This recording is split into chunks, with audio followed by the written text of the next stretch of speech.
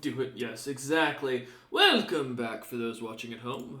We did actually gain a recent new subscriber, so, apparently consistency pays off. Someone out there is, for some reason, watching these videos, and we appreciate you. I also apologize for the lack of sanity you have now. But, as we return once again to the Sunday group, The Unfortunate Sons, Session 46, A Battle for Time Lost. A quick little announcement, as we will be taking a quick break for probably up to anywhere between 1 to 4 weeks, hopefully, in which D&D will be on pause while things are going on in the background. Don't worry, we will be back shortly after a quick break. But otherwise, looking back or circling back towards the Unfortunate Sons session, last time we left off, the party had come out of the horribleness that was Kez's memory, seeing visions, perspectives that he himself had yet to see of his own backstory. A new understanding of a lich from his past, a new potential threat to his future. The party would find themselves, though, returning to that same cave that they had left, in which they had found the strange cave paintings made of dragon's blood. Coming together as Dom kept an eye out, Kaz and Eider collected samples and did what they could to register what was left and figure out anything else that they could about the materials at the time.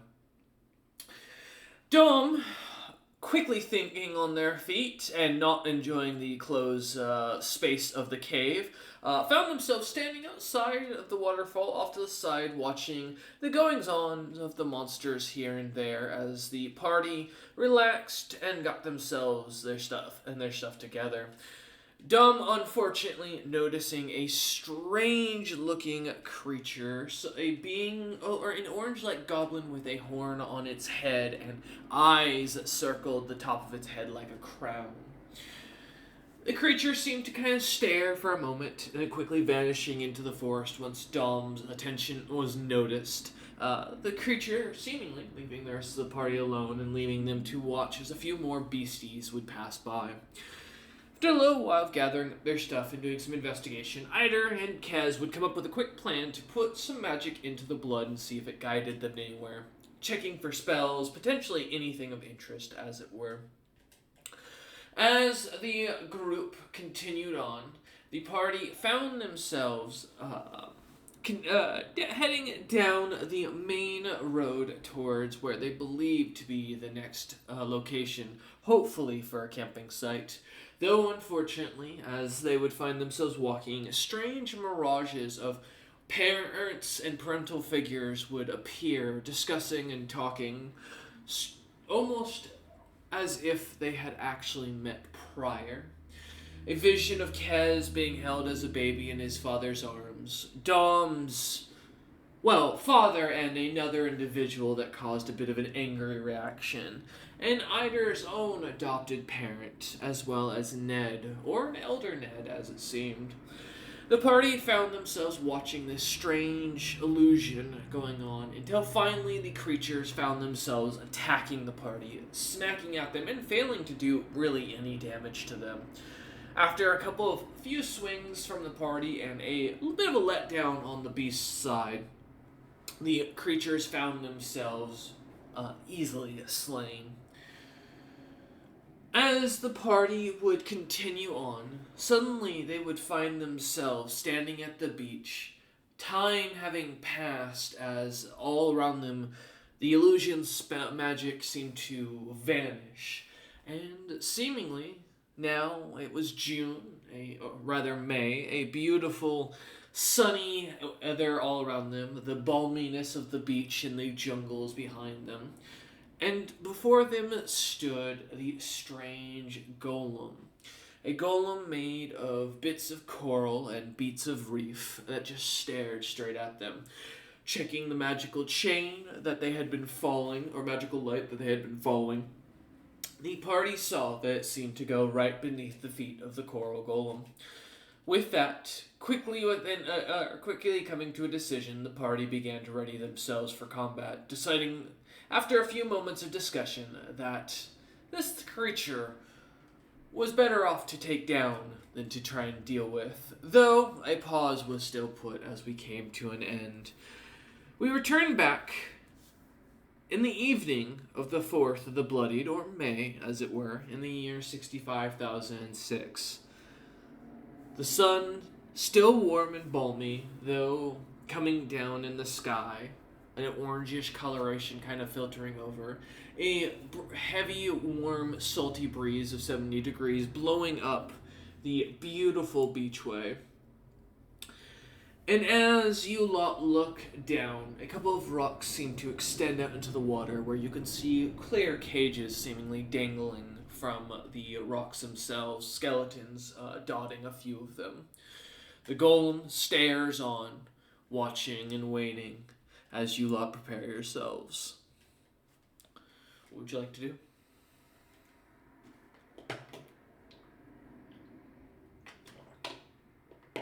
I was going to say, did I lose all you?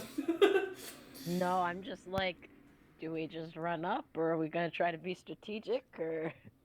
Oh, damn it! You see, It was like we hit him from the right, and then the left, and then the middle, and then we'd keep doing that a bunch. fantastic. Should we even bother trying to do range, or should we just run up on him? Because I know the ground's unstable, and I'm worried about Dom being heavy. Well, Splinter Shard I isn't mean- gonna do anything like bleed wise. He's a golem. He doesn't bleed. You know, it does a lot of piercing damage anyway, regardless of the bleed. As you see Eider If I kind of rolled point to the armor plates and the solid metal skin. Yeah, this guy ain't gonna bleed. It's Or also the why coral I'm very plates. confident I cannot poison this guy. So that takes out 2 of my. Well, Anything CC related that you can think of, he is immune to. What's I mean up? everything. darn. What's up, Kez? What does CC stand for? Oh, crowd control. Yeah. Like any effect that like basically like incapacitates him, he is immune to. The only thing he isn't technically immune to is like entangle. As Eider kind of pulls open a book, kind of pointing to a page, and you see this bronze-looking, very large, almost probably about the size of a 4-story building, overly complex-looking construct that was designed into it. With the note, as you see in italicized letters and underlined, that the beast has never been figured out how to operate or move it. As he kind of shows you some of the little bits of history about these creatures and such that is known very little, as you see only a few paragraphs.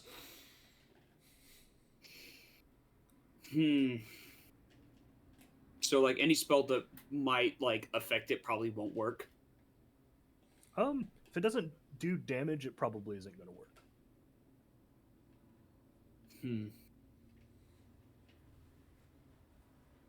Because, and just to clarify, this Yes. golem is made out of... Coral. Solid red coral, yes. So it's not a metal Guys. golem. Which- I don't think. No, correct. If we raise the temperature of the earth by a couple degrees, I've heard all of the coral will die out and self-combust. So all we gotta do is invent global warming, and then Wait a few Well, thousand years. Fuck, that's Yeah. genius. I'm a say- giant, and I could probably wait that out. As you think for a moment, coral is seen in 2 places, either on the edges of cliff sides, or as it's stated to be at the very bottom of the depths of the ocean. If it heated up, the ocean would be like a giant boiling pan for the surface. Which will drive up all the nasty beasties. And if we remember correctly, there's a lot of bad shit on the bottom. So Maybe they'll boil before then. I doubt it. There's a scene that cuts to the poor cryptic cabal escaping with their lives as there's a giant island made of slotty sinking to beneath the waves. As we cut back, though, looking at the golem, kind of looking in the book as you see it, you do note, as I mentioned last session, that only 2 golems have ever been truly discovered and operational and able to capable of acting independently. One known under Regan Utham, and the other. Give me a minute. I'm blanking, and I know I said it last time. Oh shit! Give me a minute. Hold up. Oh yes, the dragon knight golems. That's it. Yes. I was like, wait a minute, I know this. Yeah. Granted, they're almost a product of like extreme proficiency in like necromancy. To a certain extent, yeah. Do we think it'd be worth anything to attempt to collapse the ground under it to trap it underground and maybe do some damage, or do we think a fall is not going to really affect it? I mean, I think it can just kind of like walk out, and also we can't. If we can't touch it, we can't hit it, and if we can't hit it, we can't hurt it really. So I don't think Kez has got enough. I don't think Kez has enough like firepower in the chamber to just like shoot a bunch of spells, and I don't know that I have enough to just outright end it in Spellfire. It's a bad gamble because like if I go completely empty, then if there's anything else we have to deal with, then not ideal. Well, do you think desiccation might work against this thing? I mean, it's coral, right? It's not aquatic. Correct. Yeah, but it's still coral.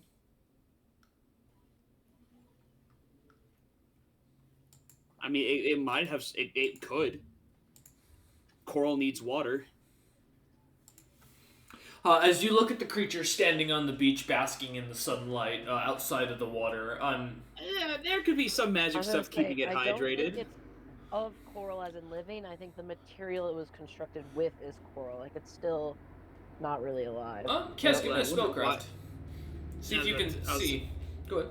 Yeah, because the biggest thing I'm curious about is why it's red. Because if it was made of like coral that was dead and didn't really matter, it'd be white. Correct. Or grayish. Yeah. Well, you know, magic. Yeah, whoa! Exactly. So magic it. keeping the water in. I might use magic to take the water out, make it more brittle. Yeah. Maybe it's painted red in the blood of all the people he's killed before us. Hey, you know that. You said spellcraft? Mm-hmm. I think I have a 0 in that. 11. 11. As you look at the creature up and down, you can see where there are bits of spots clear where the coral looks to have cracked and broken and new bits have grown. As you kind of watch, as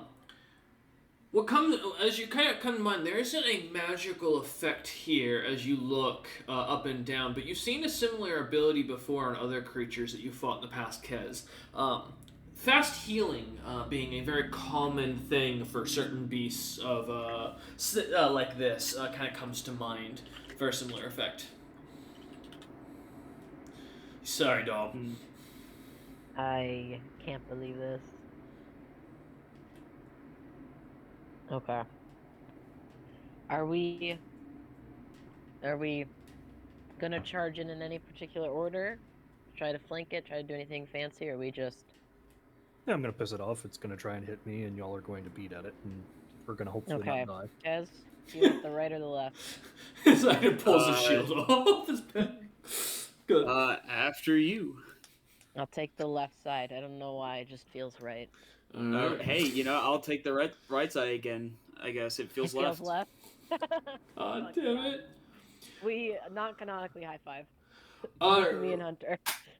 Alright, give me some initiative rolls, shall we?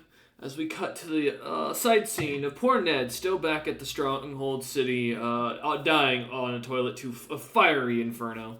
That seems to keep happening in our party. 17? I think, it might be like an IBS curse around or something. Might be this island has really bad food, you know. Oh my god, you're kidding me. Yes, Eider did truly get a 27. Did you nat one, dumb Nandu? You're never gonna guess. I'm nat one. Yo! Oh, nice. Dom is not on his A game. It doesn't really mean anything. Like, it just means you go last. It's true. But I hate. To be honest, I prefer to go last. But if I went before the guy, I would have got my sneak damage. No, you wouldn't. He's a construct. It is a construct. It's immune. Yeah. Like, when I say it's immune to everything. It is immune to everything. I don't believe you. This is not like everything. This is a rice construct we're dealing with. I've got no fucking clue. Well, that's also true, but that's nothing new. Alright. For all we know, it's vulnerable to everything. Just falls apart as soon as you smack at it. You're like, yeah, it's so old that it's just falling apart. It's just everyone's just too scared to touch it. Vulnerable to everything, but then it fast heals like a 90 per round. Right. This man has just been aura farming for millennia. Oh my god. Exactly. It's just so intimidating, and people heard the stories like, I don't want to touch it, but it's actually just like he does like consistently 1,000 damage in one hit, but he takes like triple any type of damage. He can kill anybody in one hit, but he also dies in one hit. In one hit, the ultimate glass cannon build. Exactly. By the one shot, I die by the one shot.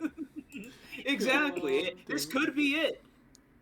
Alright, as we get into the initiative, first up, shocking no one, Einar himself, as you kind of take a step forward, Einar looking on towards the golem, standing about 25 feet forward at this point, as you lot kind of come to the semi-narrow, by semi-narrow, it's about 40 feet wide kind of dip that seems to have two hills on either side and then kind of opens back out like a mouth to the beach that expands out. The golem kind of, its red eyes seem to lock almost immediately onto you as you begin to move. What would you like to do? I would like to... Sorry. Roll your divination, I assume? Yeah. Well, I was doing the knowledge devotion. I was double checking for like that's what it. Is. Yeah. Yeah. For this, do you already have it or no? Yeah. Okay. For constructs, it's supposed to be Arcana. It's like just for like the rolls one. So it's, okay, I got a really good roll. I got 37. So I get the full +5. All so right. That's fun. So I just walk up and gonna do a little bit of insert shenanigans. All right, let's see what you got. And how far are you walking up? The full like 25, like melee range. Okay. So I'm gonna go up 20 feet to get within a 5 feet range of him. All right, let me double check something. No, I do not get that till after. Okay, cool. Yeah, he's still flat-footed, so it doesn't provoke yet, thankfully. So 32 hit his flat-foot touch AC. His touch, yes. His flat-footed, just barely. His flat-footed touch. I think I just scared poor Kez as he hears the ding and recognizes that sound from your hammer or from your insert. Let's go. Let's see what you got. Yeah. So let's see what kind of or which insert is this? Out of curiosity. Whoo! We're shredding his natural armor. All right. Let me see. Remind me which one of this is for you again. Tyrant's Bane. Oh yeah, let's go gods. So he takes a negative 45 to his natural armor for 6 hours. Let me double check something because I have to see what kind of mod that is. It's your Last Hope bracers, right? Yep. Because I don't remember if there's anything I put into this that can get me out of it. My prayers are affects damage. Glad Ida's going first, so I have the opening. Right. From spellfire target directly, the natural armor. Yeah, suddenly glad I'm going last. If your spellfire attack rolled is higher than natural armor used, instead of dealing the hit point damage, total half damage divided by 2. The result of damage each individual applies a penalty to their natural armor. Okay. Alright, so that just drops him down to 0 natural armor. Yep. You know, I had 1 more natural armor than what you took away from me, god damn it. Wait, you have 46 natural armor? Don't worry about it. You don't anymore? What the fuck? As you watch the coral on the edges of the creature begin to crack and fall away, the golem, seemingly looking down, observing Eider with a cold frosty, as this seemingly almost a white light kind of glows about the golem, cracking bits of it away as the chunks fall. The golem looks like he's almost lost 100 pounds as the last of the coral cracks away, leaving only the skin. All right. That's my turn. Okay. Well, you know, it's a good thing, because this coral golem is up. And I'm glad I prepared for you, just for this specifically. Let me double check something. We're about to find out real quick how bad you want this thing. Is he about to get sandworm? No, God, no, that'd be much worse. Alright. You're about to get sandworm. You begin to watch as the skin around the creature begins to glow. Powder of iron begins to kind of exert out like dust from the creature's shoulders, and as it does, all around it, a almost glimmering barrier begins to appear. About 30 feet in radius, emanating around the golem exactly. This is anti-magic field, my friend. And now you might see why Zebra wants this core. Alright, let me double check. Yes? What's your question, Dom? Is that gonna affect all our... I assume that affects all magical gear. Oh, yes. Does not function. So basically it turns off all the... Kez had a power surge. Alright, we're gonna take a quick pause real quick. We'll be back. If you killed a golem and then became it. Alright, with that we return. Now that Kez's internet has returned from the anti-magic field abyss, once more, we continue our story with the golem being attacked by Eider, having its natural armor shattered down to nothing. Kez's immediate fear of causing him to black out all consciousness as he vanished for a moment. Coming back as he kind of feels the cold water smack him in the face from a nearby wave. We're back. Alright, as the golem looks down at Eider and prepares what it's been waiting to do, and that is to just smack the living crap out of the poor Eider. Now, Eider, I want you to know, I do this with all love and kindness. But if I miss, I'm gonna be very sad. So 37, 24, 31, 36. You missed one.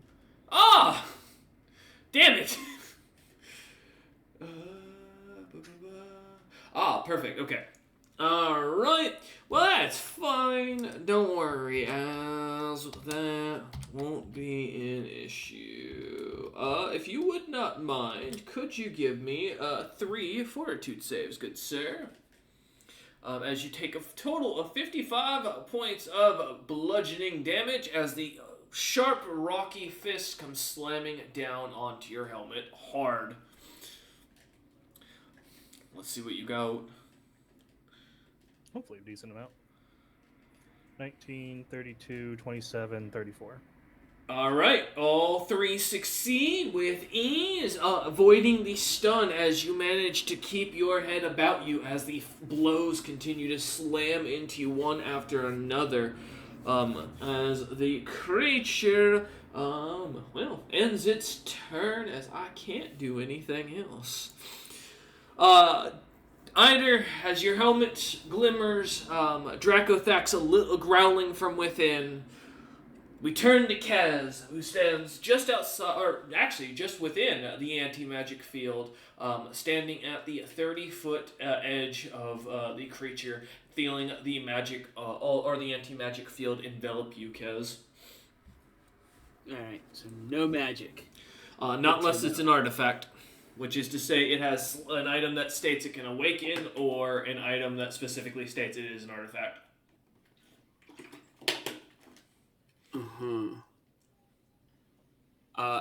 I assume that the Mace of Smiting loses its abilities in here. I'm trying to remember. Is your mace the one that merged with the holy weapon? No, that was your Mace armor. of Smiting is the adamantine heavy mace that has a bonus against constructs. No, it does not, unfortunately, remain, or it does not, is not an artifact, sadly. Alright, cool, so can't use that to fight anymore. You still can. It just doesn't do the magical damage. So it would just do the normal damage of the warhammer. No. Well, because the anti-magic field surrounds the golem, right? Correct. That is correct. 30 feet all around it. So any items inside that can cast spells just can't. But you have a magical weapon. The only difference is it just doesn't do the magical property damage. So a warhammer, it's still a warhammer. You can still smack someone in the head with a huge piece of metal, and it still hurts. Yeah, no. It's just that the thing of it being able to destroy constructs on a critical hit wouldn't work anymore. Correct. That is yes. It would just do normal effects. That's fucking lame. All right. Alright, guess we're gonna use my regular, because I believe my hammer right now is it something that will become an artifact, or is it, no, because the Venomous Skullcracker is not a special one. Alright, not cool. yet, nope. So I just... Also, as you look over, as you kind of looking at the slightly glimmering field, Eider holds up 5 fingers to kind of let you all know there's 5, or about roughly 30 seconds before this anti-magic field should go down. Yeah, 6 times 5. I'm doing mental math real quick in my head. Sorry. Wait a minute. As you look on, Kez, what's the plan here? Because that just kind of threw a wrench in what I was going to be able to do here. Yep. I'll throw a wrench in everyone. Eider's not happy about it any more than you are, as the grimace of his dented helmet kind of glimmers in the light. Chunks of bits of rock there. Yeah. It's fun fact, you know what I can do in an anti-magic field? Auto attack. Alright, well, I'm trying to figure out the numbers of my... I guess I'll still hit it with the mace. At least, it's still technically a bit better, as it's adamantine. And it's bludgeoning damage, true. Plus, isn't that someone that got fused with the... No, the mace of mine didn't get fused with anything. No, his shield and armor did. Oh, gotcha. I could have sworn there was a mace thing. My shield also didn't have anything fused with it. No, my armor did. My shield did. My shield is the only thing that had things fused. Oh, fair. Well, the shield functions at least. Hey, There you go. Wait, no. I don't know. Yeah, because it got because because the artifact consumed your shield, so it's essentially, it has all the same abilities. It's just now an artifact. How much does a heavy mace do? Because I don't have those numbers. Does a D8 normally for you do 2d6? 2d6. All right, that's what we like to hear. All right, so here we go. We're gonna try to smack this thing. After I walk up to it. How do you know that I off have the top of your head? Jesus Christ. Oh, yeah, no worries. You walking up the 25 feet to get right into its face, yeah? Does a heavy mace have a special crit criteria, like it's 1920, or is it just 20? Oh, 20 times 2. So your weapon should list it on there for the basic. Oh, the mace of smiting, it doesn't show those numbers. Oh, got you. Yeah, because it's just the heavy mace at the moment. Mm-hmm. It's times 2 for only crits on a 20. All right, sick. Sadly. All right, so that is a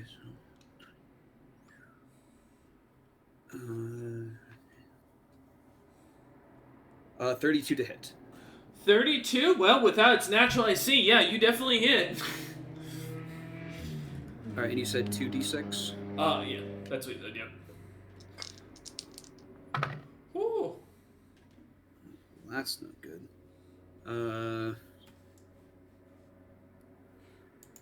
That'll be 7 damage. As you walk up and clunk it upside the head as hard as you can, hearing the crack of the side of the jaw, as you look at the stone, seeing it crack, kind of giving a worried look as the creature turns its gaze over to you, pushing the hammer slightly as it does. All right, and I will do that again because I've got a second attack. Yep, with a +1. Yeah, we loved it. All right. Does a 19 hit this creature's AC? Without my natural AC, yes. Sadly. Very nice. I don't think any of you can miss, unfortunately, now. This was supposed to be scary on that factor, but hey, you know, it's still scary. There's still out damages. Go ahead. 13 damage. 13 as you slam into it once more with the hammer, cracking it upside the head as you wide smack. You see as the face kind of moves slightly to the side, the sound of stone and coil grinding on each other as the face turns back towards you, and a few what looks to be dribbles of red chunks of coral fall to the ground as it spits it out of its mouth. Alright, that's my turn. Hopefully, I live to see the next one. Yeah. Dom, give me a listen check. Oh, I'm getting called on to do something. This is concerning. Let's see. A listen. My listen is going to be a 17. I'm not rolling that great. I should probably switch to digital. As you hear, Dom, the sound of something clinking lightly across the ground. It's just very faint, like almost bottles kind of lightly tapping cobblestone. As you kind of hear it, looking about, you see a creature about 10 feet behind you, standing on multiple legs between two trees. A large-looking amalgamation of legs and what looks to be almost venom-dripping talons that the creature seems to move about in. As you look at, no head seems to be on it. The large grayish hairs have almost giving the appearance of a massive tarantula without a center face or thorax. I think that's the back end of a spider. Yeah. Okay, making sure. Oh, good. My biology did not fail me. As the creature is up, and it is going to immediately go towards Domnander. Let's see. I'm just double checking something. Oh, actually, no, you're within my reach. Never mind. All right. Why is it going for me? Because it wants to stay on the... It doesn't want to go near the beach where the big anti-magic field thing is. And it is going to go ahead and grab a hold of Dom. I like how we were just talking about grapple earlier as well. Dom, give me an attack... Oh, wait, hold up. Do I have a... I do not. Go ahead and give me an attack opportunity. I knew it. Oh, actually, well, first, I have to make the attack, I guess. That is technically fair enough. Which is that. All this in my notes. Oh, well, maybe not. Dom, does that hit your flat-footed AC? No. Shit. I'm surprised, but I'm not that surprised apparently. All right. Live to see another day. As it tries to grapple you with one action, it is going to attack you with its other. Which is perfectly fine, because I have good news. Every time I come after you, I can make one of these grapple checks. Dom, does a 28 hit you? Yes, I'm checking to make sure there's nothing I can do in retaliation. But you know what, Dom? I need a dodge bonus, so... I'm gonna let you keep it. But technically, I apologize. That wasn't an 11. That was a 21. I didn't type a 19 with that. For flat-footed would have been exactly my flat-footed. I think still would have missed. Yeah. No worries. Still would have missed. Okay, cool. Okay. But does 28 hit your flat-footed this time? Yes, 28 is more than my flat-footed. Sadly, if I could change it. All right. So this will be for the damage. That is 7 points of piercing damage as the creature challenges you, and what size are you, Dom? I'm huge. God damn it! I chose the wrong prey. the part. You have my one part. You are the only one I can't grab. Sorry, Ryder, what was that? Oh, it's like, yeah, it's like too physically large. Yeah, oh, god damn it. As the creature... Curious why it was good for me. You know what? Perfect. As the creature tries to grapple its leg around you, you kind of, as it realizes its leg doesn't wrap all the way around you, pulls back immediately in concern, ending its turn. I've not been hugged in my life, and I won't start now.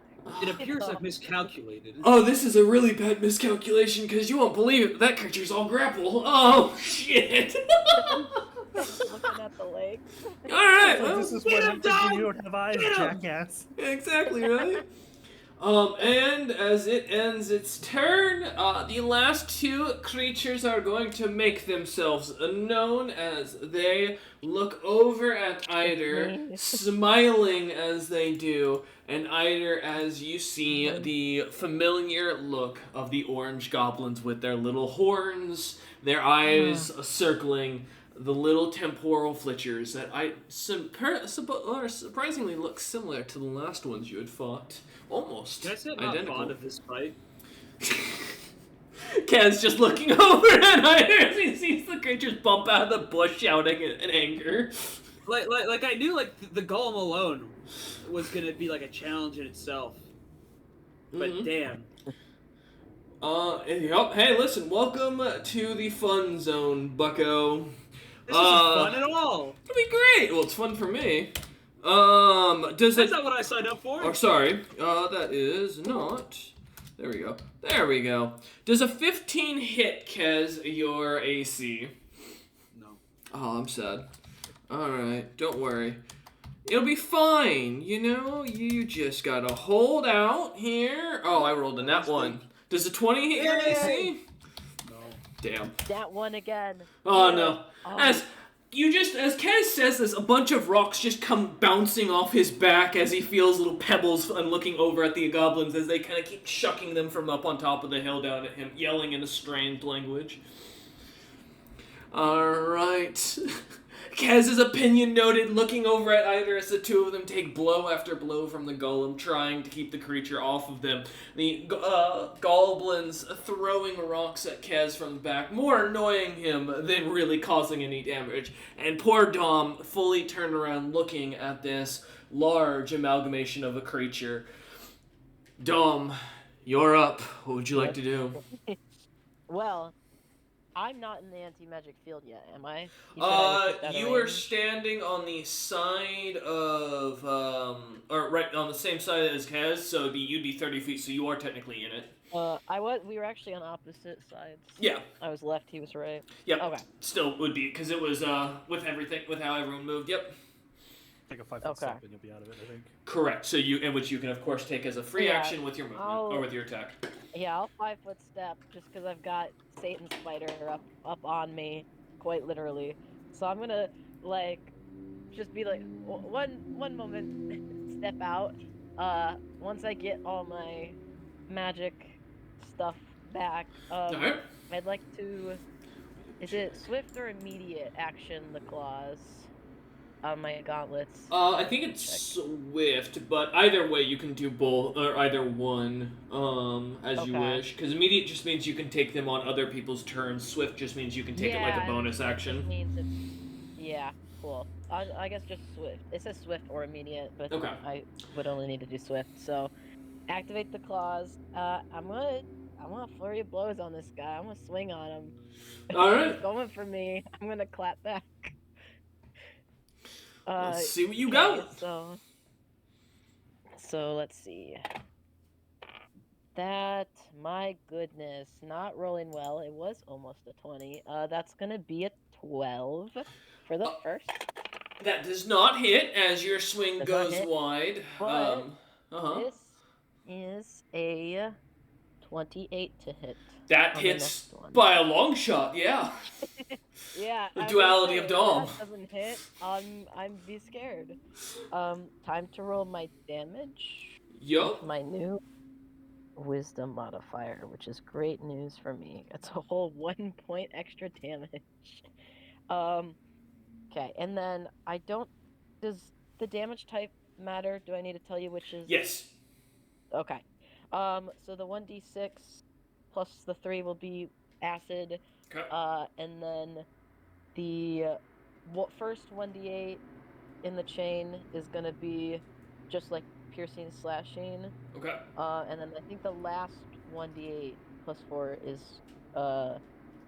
good or evil. I think it lets me choose. I think it's set to good because we were fighting evil monsters. So. Okay. Good enough. Oh, it can be exchanged for force damage. I think I would just have it set to force then. Okay. Got That's you. the most logical. As you don't know this creature's alignment. Nope. Yep. So there's that. 41. All right. Let me see. Big punch. All right. That goes through. Let's see. As you slam in with a falcon punch, acid kind of glimmering in the air, the force kind of hurling it forward as you do, slamming into the creature as hard as you do. You watch as the body seems to take the impact as you hit center mass, pushing into the ground as it seems to dent it almost entirely. The body collapsing under your fist as it imprints itself into the dirt. But it is still moving as you pull your hand away. I was gonna say, not dead. So I'll use my other action, since the 5-foot step doesn't count, right? Because that's just Correct. a freebie. Yep. Cool. I haven't had a 5-step in a while. Another flurry of blows. Oh no! It begins. Yay! That's an 18. 18. That does not hit. Oh no! I got a nat 20. Ah, That's nice. bad news for the spider. 14 for my second roll. That does not hit either. I assume I don't add the bonus. Do I add the bonus to that second? Yes, you do, because it's just for overcoming AC. That does. So yeah, for note, the way it works is if you crit, the only thing that matters for the second nat 20 is if you're gonna remove a limb on top of what you're already doing, just as an added thing. Otherwise, that second one should always be noted to include the damage or the amount you're doing like added to the stack on top of the d20. Because if you overcome AC, that confirms the crit. Okay. Mm-hmm. Oh wait. So yes, you do get the. That means you get the crit. You do get to do crit damage. Because I have my claws out just in time, I get a ×3 to my crits when I crit. So, yep. Wait. Do I want to double dice? I might just multiply after the fact for simplicity. Double the dice or double the damage rolled. Well, triple. I'll triple. I guess triple. Yes. Roll, yeah. All right. Don't rob yourself now. Everyone's showing up for the great crit. Insanity. Yep. Oh my gosh. Also, you do multiply flat in 3.5. Yes. So don't forget about that. Multiply which flat? Yeah, everything gets multiplied, including the flat damage. I was just gonna multiply the entire roll once I did it. Mm. Yeah. Yeah, go for it. Okay. So I've got the regular, I've got the wisdom, I've got that. Okay, so this is that, and then I need to. Oh, I fucked up the command. Dung critting to get their vengeance after losing an arm. Listen, it's been a long, long week. I gotta keep everyone on their toes, I gotta keep the anticipation. Yeah, John's just generally a professional boxer and wailing on this poor thing. 46, and let me multiply that by 3. 138. Jesus. Holy shit, damn. Oh, I wish I did that on the golem. My god. Well, you wouldn't have done 138. You also wouldn't have crit. Well, because golem is needed to crit. Correct. Oh. As you slam hard into the creature, feeling as your fist buries into the center of it, as the creature tries to limply get up, the hand slamming fully through the center carapace of the carapace of the creature. An instant black goo kind of expelling out of the creature as it does. As you hear an ungodly, almost rabbit-like scream of bloody death as the creature lets out this ear-piercing scream. And suddenly, as it goes quiet, dropping the legs falling out from underneath it, Domnander, you begin to notice the shadows are moving. The shadows under the spider? The shadows in the forest are beginning to move. Oh, in the fort. Oh, there's probably a fuckload of them. Can I Step onto the I'll count it. It would be I have my wing graph thing anyway that I wanted to try to do on one of the goblins, but can I attempt having just absolutely like reduced the spider to dust, like in the final punch through the center of its body, so that I lift it up and it's just like all of the legs hanging off of my hand? And can I attempt to intimidate the fuck out of these temporal fletchers? I thought you were about to use the body as a shield, I'm not gonna lie. I mean, I can do that too. But That's like, true, but yeah, I'm just trying to like scare these goblins by being like, look what I did with one punch. Yeah. Give me an intimidation roll, let's see what you got. Yeah. Well, let me check my intimidation score. I don't think I improved it with the level up, but it's pretty high. I'm rolling ass again. Just a 14. As you kind of hold this thing above you, exhaustion clear, your face kind of panting as sweat's pouring down you after that hit. Holding it up as you do, your arm kind of is shaking a little bit from the amount of weight this creature is got into it, and just the amount of awkwardness trying to keep it up as you are. And as you look at the goblins, expecting them to be looking at you, you notice their attention is fully drawn towards Kez, not even staring your way. No one watched my cool punch sequence. Everyone's looking at something else, and Dom's like, no one watched me crit. As you look over and see Kez and Eider focused on the golem, not even looking your way. I was just reminded I get a +8 for being huge. Thank you, Justin. To my intimidate. I always forget to add that. So it would have been, what was it? Because it was a 14, so that would have been 23. Alright, I do need to roll for 22. That. What was it? 8 plus 4 is 12. Correct. Oh, 22, whatever. Honestly, it does matter. As you... No, it does. Kind of do this, the creature, as you kind of give a shout trying to get the creature's attention, they immediately look over at you as a rock kind of bounces off of Kez's helmet. Kez and Eider looking back in your direction as well. As the goblins see you holding the beast up, and then you see as they start to go slightly pale. Not as they seem to be looking at you, Dom, but as they seem to be looking behind you. I guess with the last of my turn, if I can, just like glance over my shoulder. Hey, give me a spot check. Spider. Give me a spot check. Let's see what you can see. Yeah. Guys, don't worry. I'm sure it's nothing that important. 25. 25. Well, Dom, how confident do you feel that you can do that like 5 more times? If I keep critting, very confident. You begin to feel very confident as you look over your shoulder. Dom knows they can't grab him, so it's gonna suck that they're all attacking me, but I think Dom does see the spiders, and I will turn and square up with their friends still on my I guess I'll say the tentacle arm for flavor. Okay. Hey! Excuse me. Guys, we're being ambushed, but don't worry, I've got it. Hey, honestly, honestly, the most threatening guys out there right now for you, Dom, are the orange goblins that could do time shit. Yeah, because that will remove you from the fight. Yeah. Because you will be sent 7 minutes forward. Guys, if I'm sent far enough in the future, maybe I can, or no, I would have to be sent into the past to solve our problems. If I sent in the future, then yeah. Then you're just out of the fight. Like, well, yeah. guys, Do you wanna chill in the anti-magic dome with us? Well, they can't. Dom can't move anymore. That was in Dom's next turn. Don't worry. As Dom turns, staring them down, you see 4 of them are all medium in size. However, the 5th, you notice at the very back, kind of lagging behind about 30 feet, is humongous. The creature seems to be pushing trees and snapping them as it makes its way slowly towards you. It is huge. 2 boss fights? Damn it! Oh, we can make them fight each other. This is bullshit.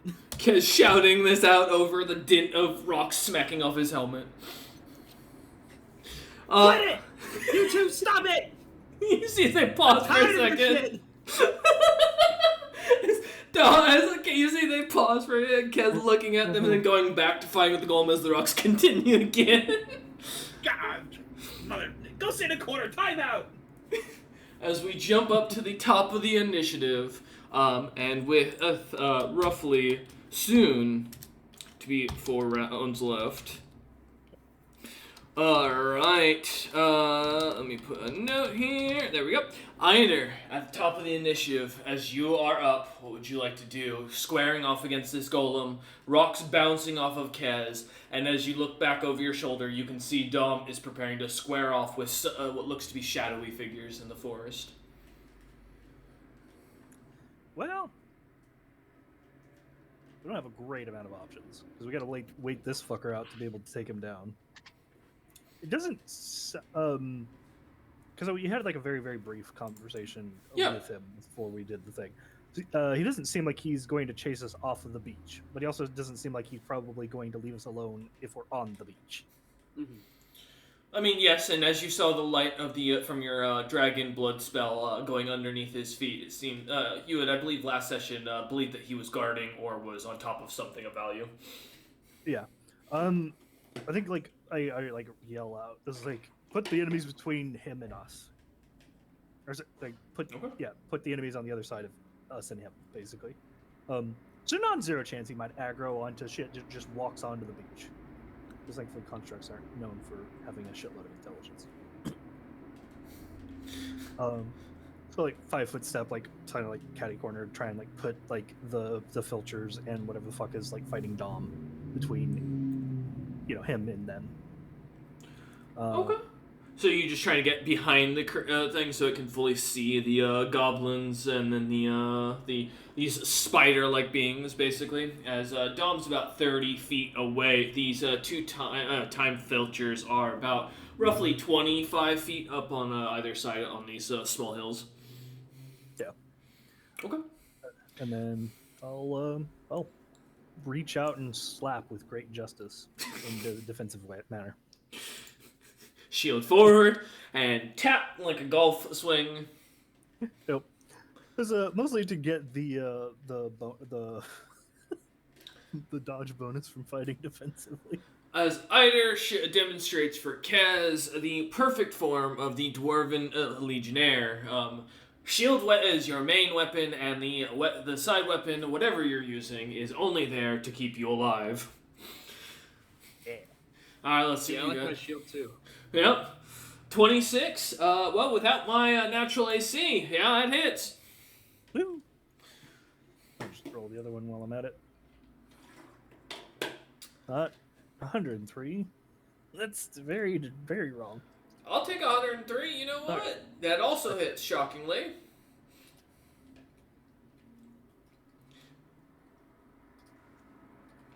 Alright, 15 points of bludgeoning damage for a total of 31 points of bludgeoning damage. A total of +4 to my AC for doing it twice. And as you slam into him with everything you got, trying where you can as you hit his thighs, watching as the stone begins to crack, the golem, and looking down at you as Kez takes another swing and swipe at his face. The creature still looks unbothered and unaffected. Yep. Alright. This thing. No worries. Is that end your turn, Eider? Yep. Okay. As the golem is up and 4 rounds left of the anti-magic as Eider puts up his fingers to kind of alert you all, making sure to keep you well aware.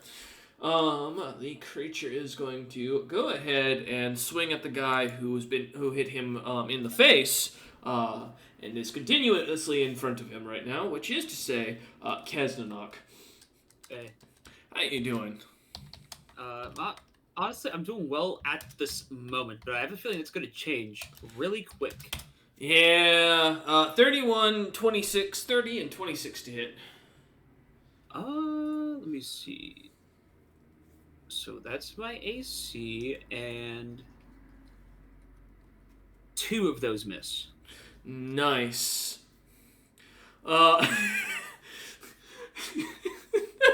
Alright, as only 2 hit, Kez, I will need from you 2 fortitude saves, unless you're immune to stun. That is not the case. Unfortunate as it is. Alright, so the first one is a 23. Success? And the next one is a 27. Easy success. As you feel the blow from the creature's hand smack down at you, managing to block the first couple of blows, but as the last 2 slam into you, catching you by surprise as a rock hits you right in the ear, you feel the punch kind of hit you, and as you start to look up and see stars, Ella Ugbo dancing around in a ball gown around your eyes, as you look up and hear beautiful music playing. And then it dissipates as you kind of get your head back on the swivel, looking up at the creature as it seems to stare at you. And as you watch, the damage on its face where you had cracked its cheek begins to heal back up, completely sealing and turning to a reddish color. Man! Even in the anti-magic field? Yep, it still has it's still got its fast healing. Alright, and thus ends its turn. Kesnanuk, my man, as you look on, staring at the creature.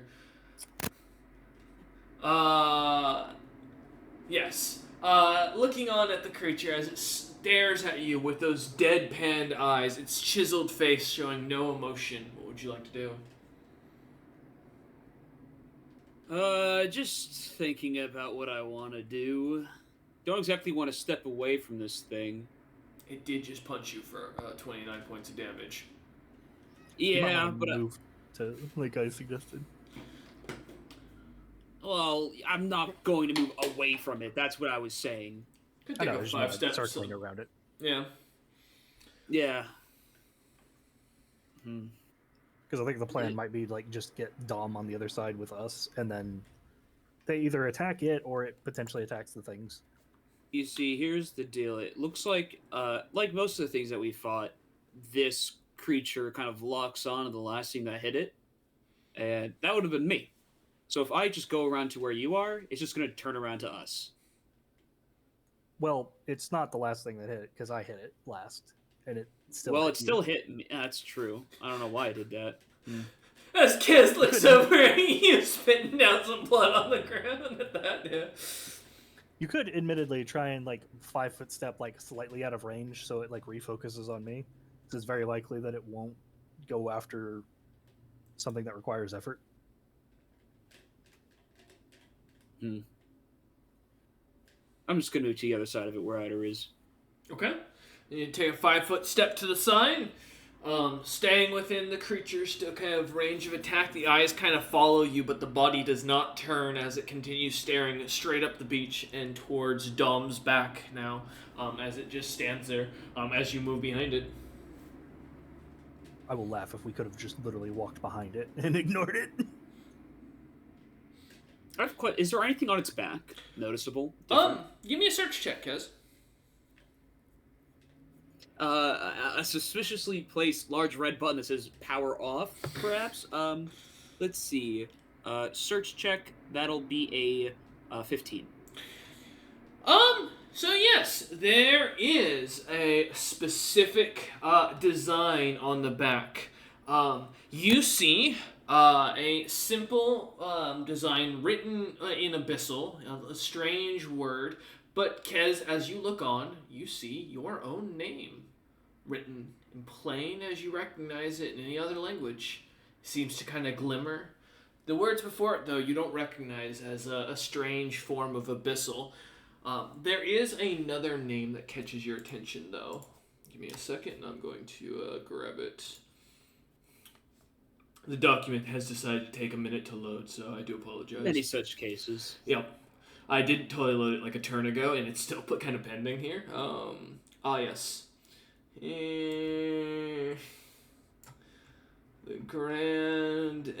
most interesting individual ever. So I will PM this to you real quick. It is your choice if you choose to share this with your team. But you see that, which also catches your attention. Interesting. Maybe I should. Wow.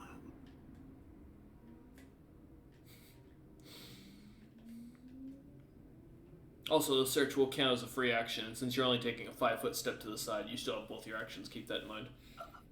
Sick. Much obliged. Mm-hmm. Sanguius Bibentes? That's the name, by the way, that I see, guys. Sanguius Bibentes. As well as your own name at the end of the sentence. I'll throw it in our Sunday chat for dear spelling requirements. The notes are being updated as Dom quickly jots that down, while their hands deep in spider guts. I can multitask. Nope.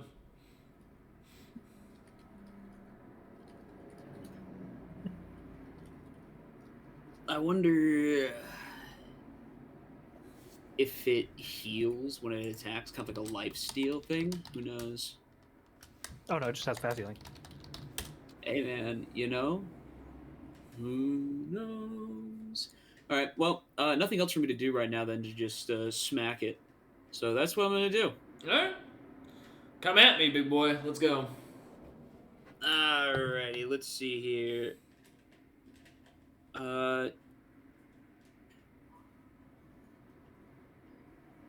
32. 32 hits. Alright, 2d6.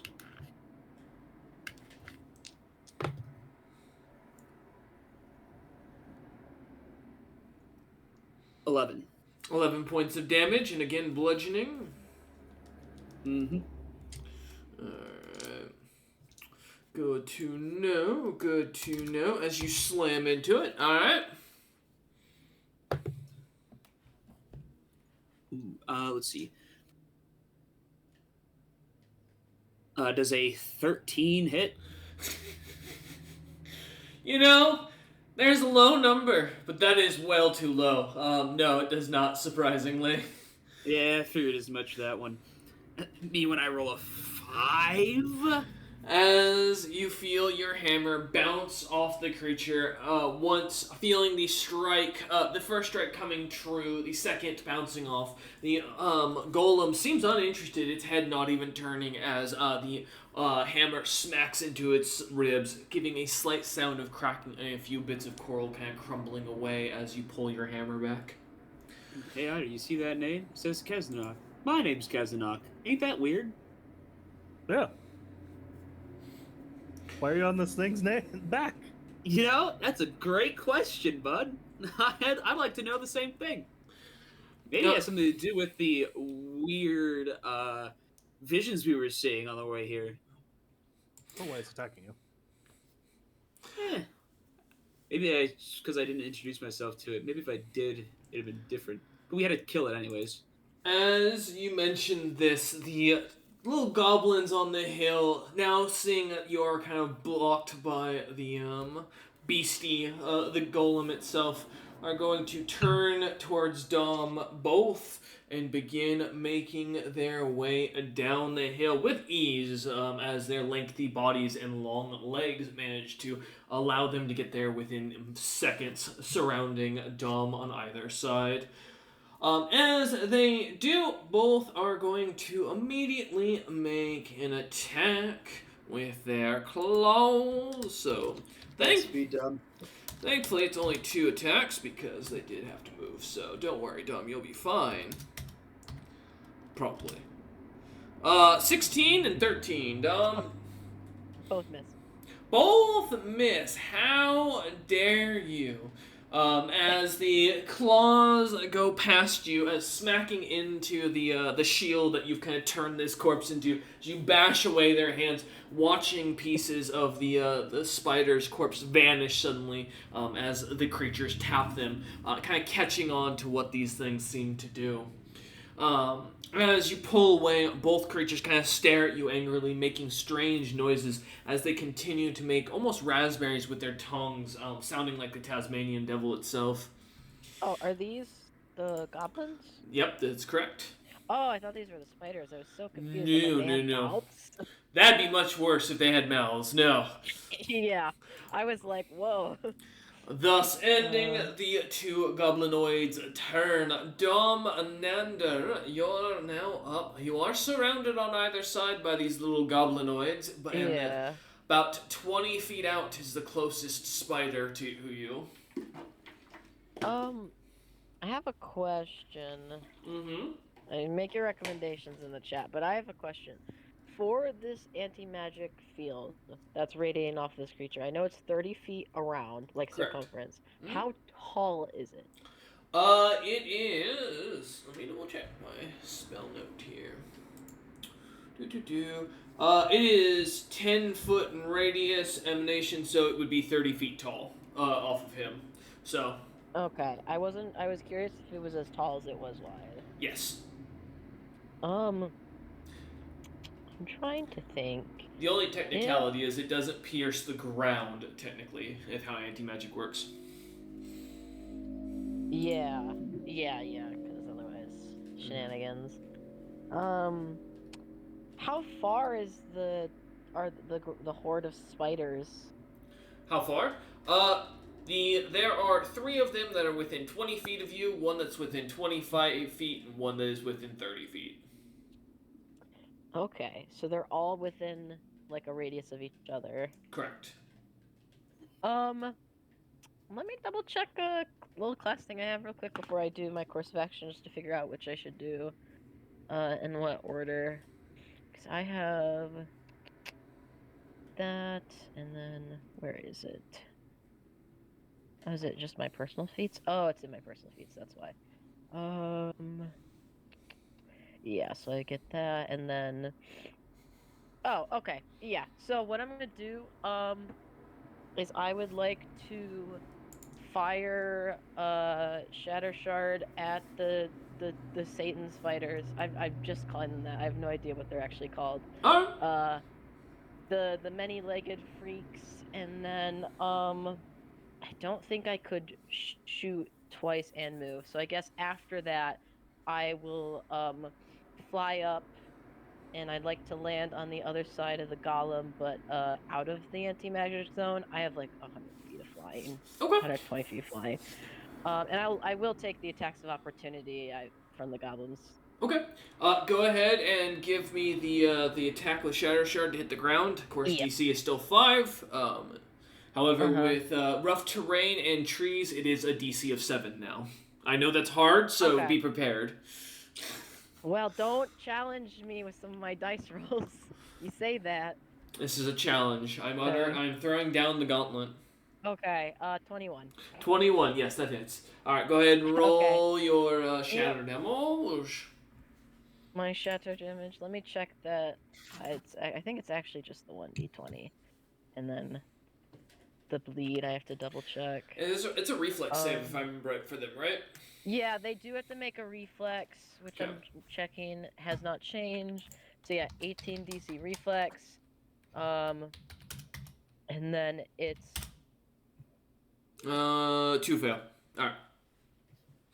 Okay, so 2 of them fail. Damn. A lot of 11s with a +9. Such low dex or reflex modifiers for creatures that are all leg. So I rolled 6 on the d20, so this will be 68 of the damage. Ooh. This how do I do the command again? Space roll. Yep. 68. So to the ones that failed. Oh. How did that work? I don't. Oh, it is in a space. No.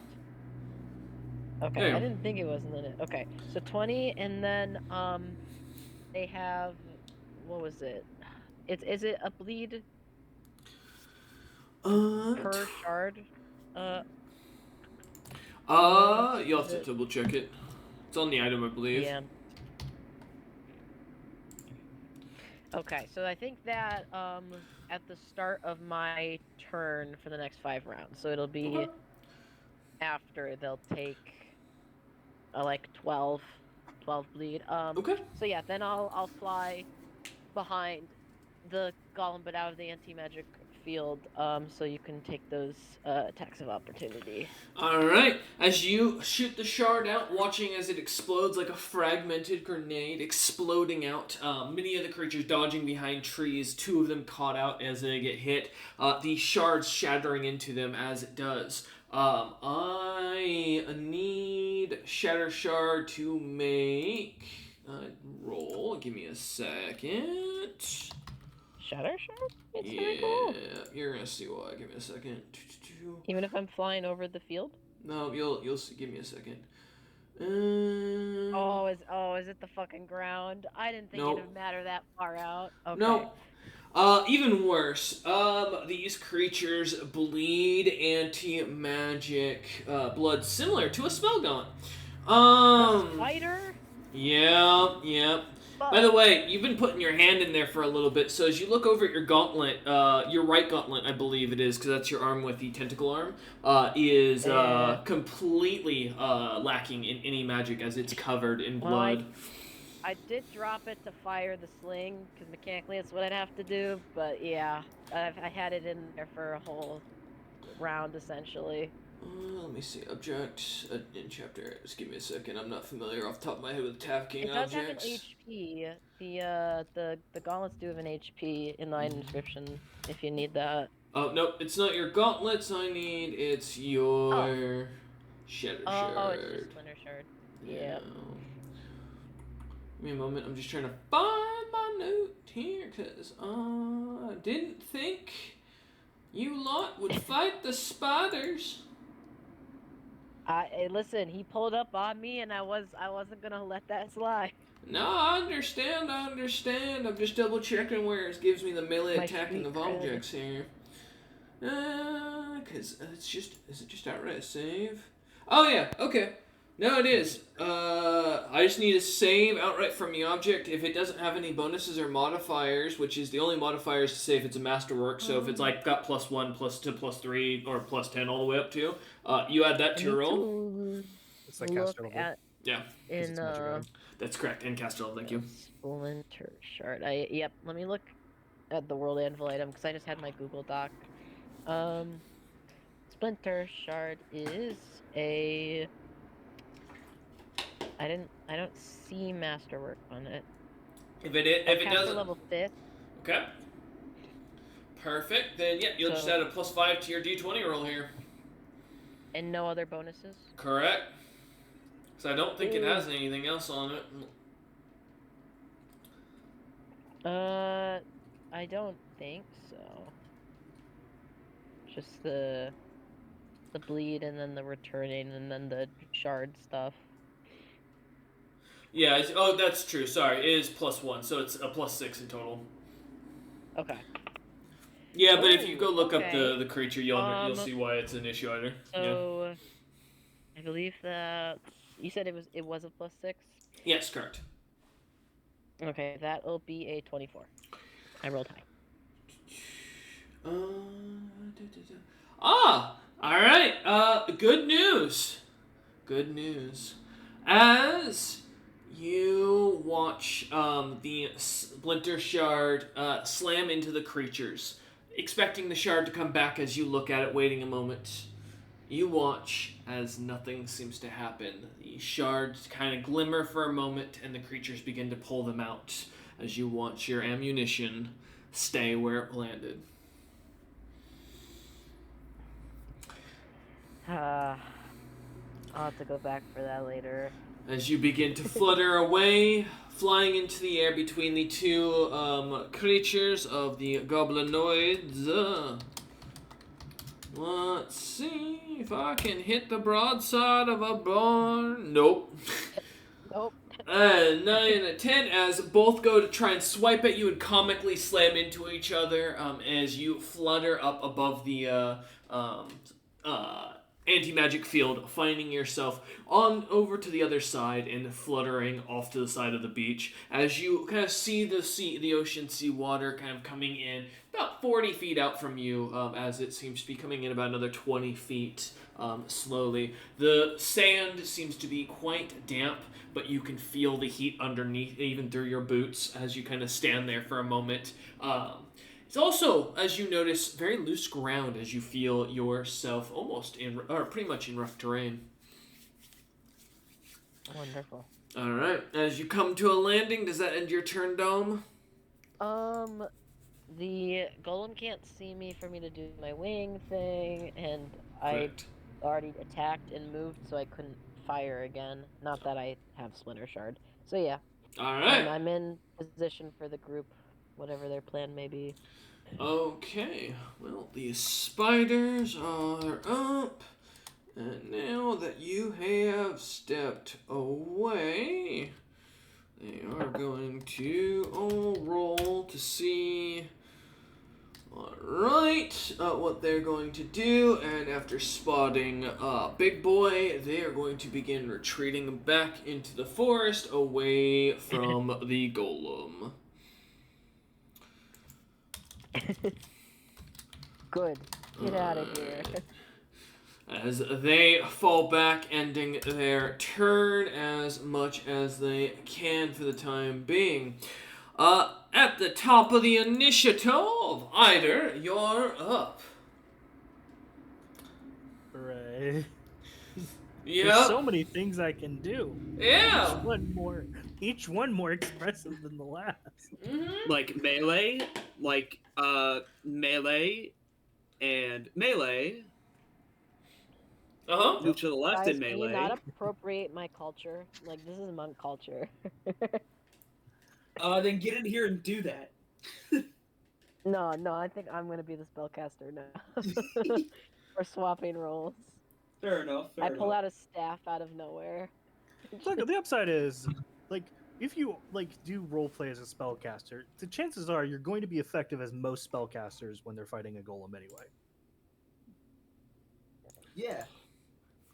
And I'll take a knowledge, nobility, or history as you had asked. Now, you may roll.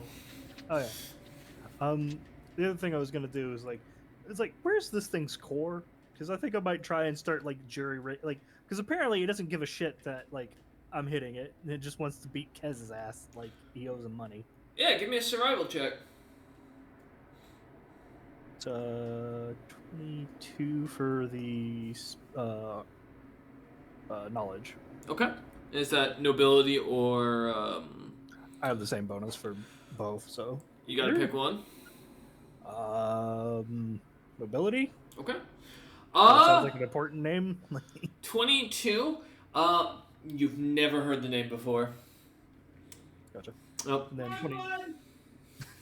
And 21 for survival. Survival. As you look at this creature, I mean, it stands about, as you look it up and down, roughly about 10 feet in height. And looking around as it does, the creature kind of seems to stare you up and down for a moment as you look it up and down. There's no latch, no clear indication, no nothing that gives you an idea that shows any sense of a core or where a core would be. Your best guess is the biggest one of two places, either the biggest cavity, which is the chest, where the core could be suspended, or the head, as the two most likely places, seeing as it did not seem to give a damn when you hit it in the thigh, as you noticed. However, Kez has been beating this thing in the face left and right. And it cared immensely. Mm-hmm. Enough to almost knock Kez off his ass. Because I assume Kez is hurting HP-wise over there a little bit. It was 29 damage. I mean, I'm not at half health yet, but it was definitely more than a quarter. Yeah, so, he came out with a bruised eye and a bit of a puffed up cheek. Yeah, about a third of my damage. Not completely there, but yeah, almost a third of damage was taken. Mm-hmm. Yeah. So, what would you like to do here, Eder?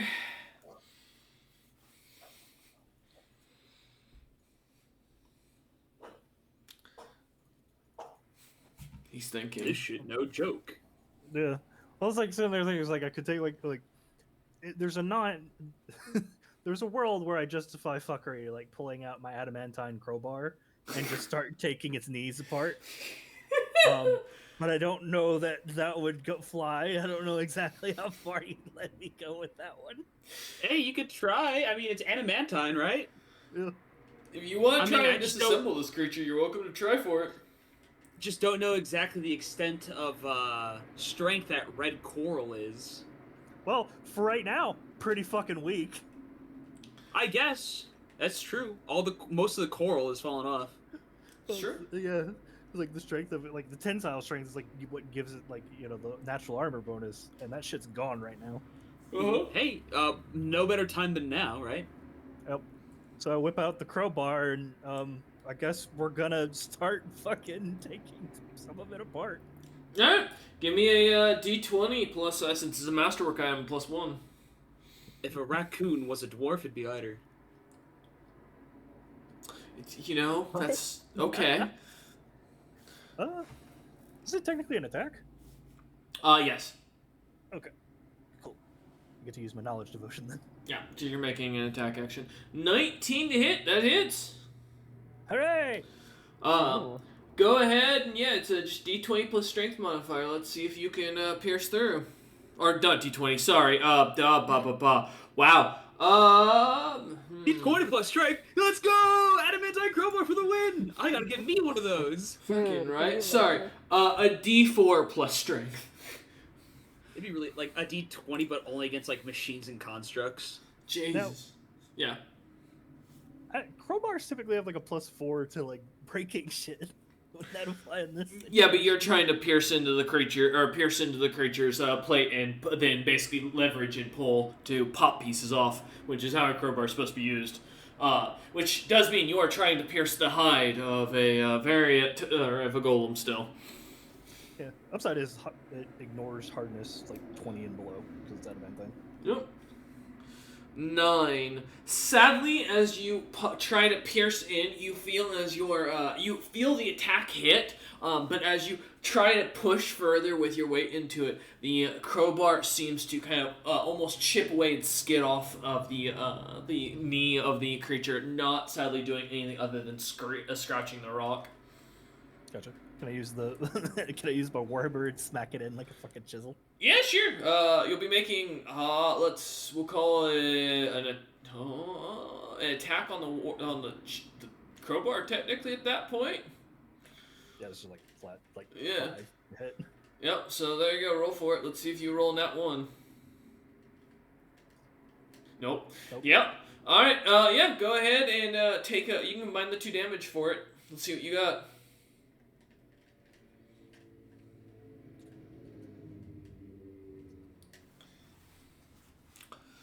See if you can pass the DR.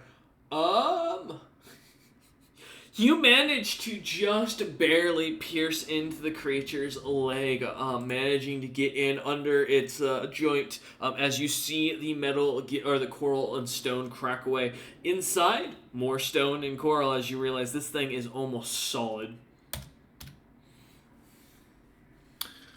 All right. As you manage to chisel it in, now getting it stuck in there. That's 2 of your actions, correct? Yep. All right. As you hold the Koro bar in there, hoping the creature isn't paying attention to you, ending your turn.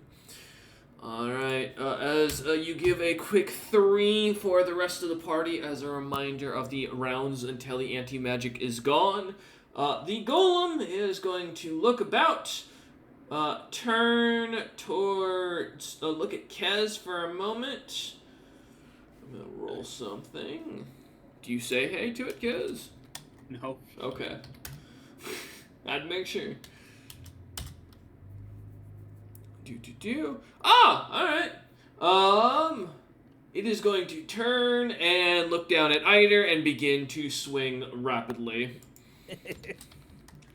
Alright. Oops, nope, there we go. Let's see. That is, wow, man, a 37 as my highest, and I rolled in that one. Jesus Christ. A plus 20? Yep. What happened to the plus 9 earlier? What do you mean? He wasn't the one with the +9. Yeah, no. That was a different creature. Oh. The +9 is from the spiders. Gotcha. Yep. In this anti-magic field, he hits once. He hits once! Oh, fantastic. I'm so happy. Do give me a fortitude save unless you're immune to stun. No, but I think my save might be high enough that I'm immune to this. We'll find out. 18? You do not, actually. You are stunned for 1 round. Or rather, until the beginning of the golem's next turn, Eider.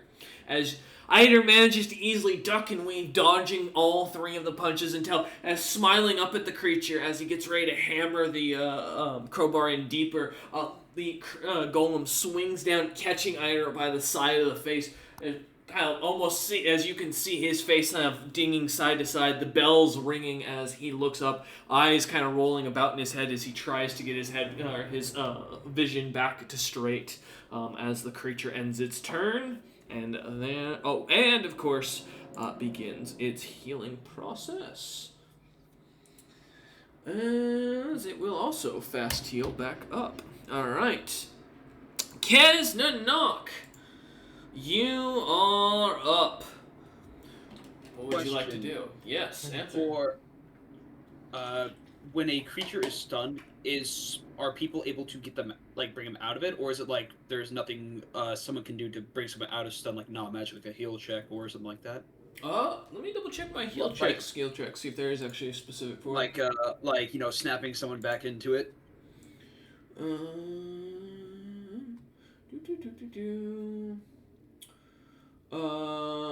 Just double checking.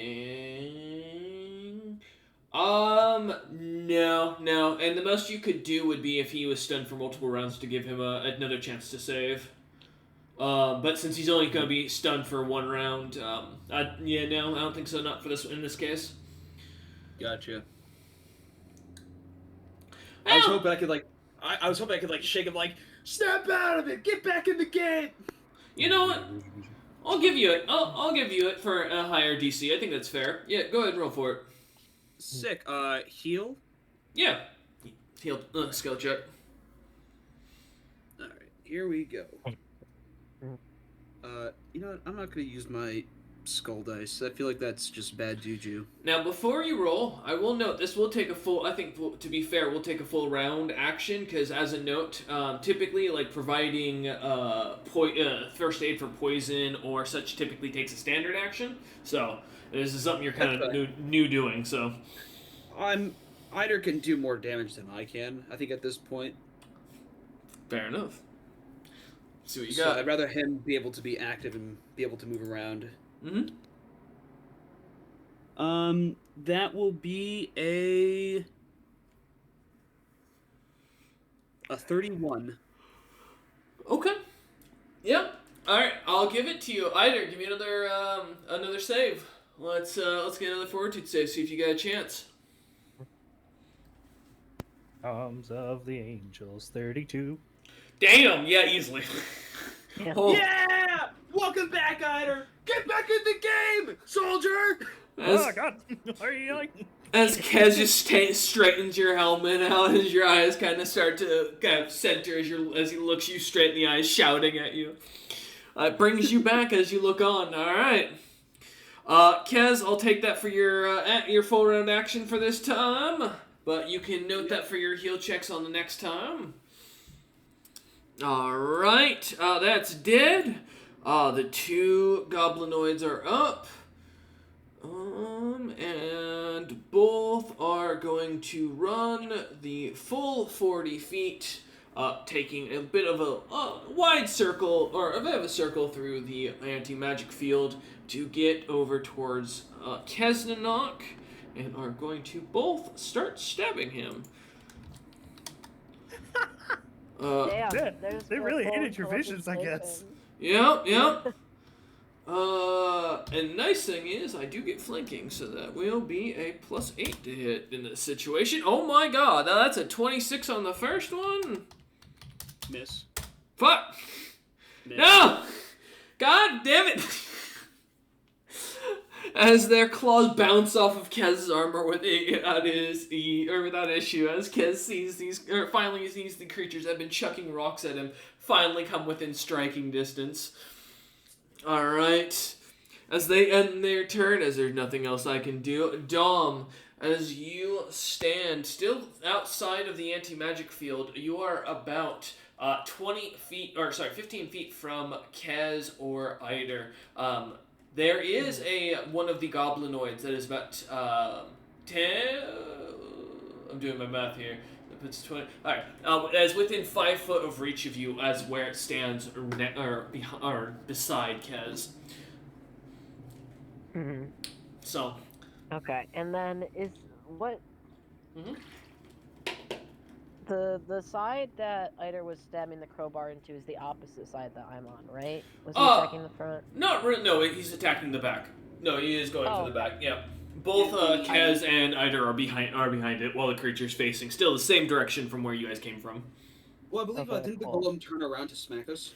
It did, but it is still facing. Its body is still facing forward.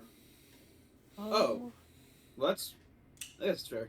Mm-hmm. Question, out of curiosity, because I'm looking at the stuff I can do if I enter the anti-magic field. What do supernatural abilities fall under as far as the anti-magic field's concerned? Let me double check. Include spell-like, and it does include the space within the barrier isn't previous to most magical effects, including spell-like abilities and supernatural. So sadly, it does cause the same issue. I couldn't do that. Okay. Well, I guess I could just go in there and try to help drop kick the crowbar in deeper. Would I be making an attack unarmed, or would I? Yes, if you're attacking it unarmed, correct. Unarmed, and just try to go for that soft spot Eider's been opening up. Oh, I do have a 15-foot reach, so I don't know. I would still have to be in the field. You'd still have to take a 5-foot step forward to get to it. Yeah. Yeah. So I guess I will say goodbye to all my magic items, and temporarily, and I'll step in and I will do. Now let me double check flurry something. Of blows. Let me just confirm I'm right about this.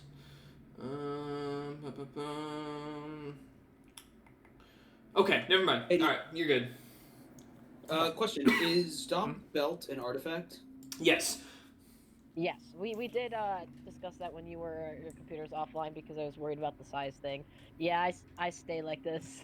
Yep. All right, cool. Hey, I'm happy. So, yeah, no, it's a good thing. It's a good thing. So for my first flurry of blows attack, that's a 24, and then the second one is a 21. Both hit. Thanks again. Into no natural armor.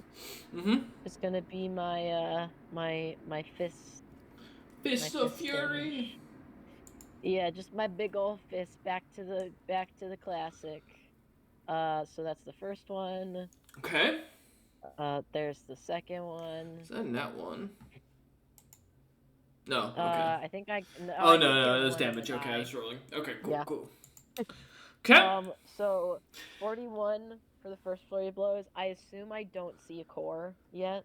As you watch the crowbar pierce through, the kneecap almost completely pops off as you see a chunk, almost like a Lego end, a little tube suction of it, come out as you see the back of the plate. It is an actual tube that was shoved into what looks to be another tube, as Eider kind of looks at the kneecap now laying there. The knee joint slightly seems to wobble a little bit, but the golem does not look at all any more affected.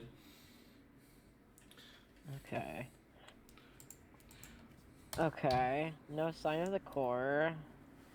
I also forgot to ask, and it might be a little late now that I started my turn. When Dom got to the back of the golem and saw the words, did I recognize the Sanguius Viventes? Give me a knowledge history or nobility. Okay. Or you can give me a will save. Give me a will save? Yep. Okay, I mean that is my highest modifier. I'm concerned what that entails, but sure. Okay. That is gonna be a 23. Domnander, I have good news and bad news. Bad news, as Kez and Eider look back and hear a loud thump and look at the cloud of sand picking up as you fall over onto the ground unconscious.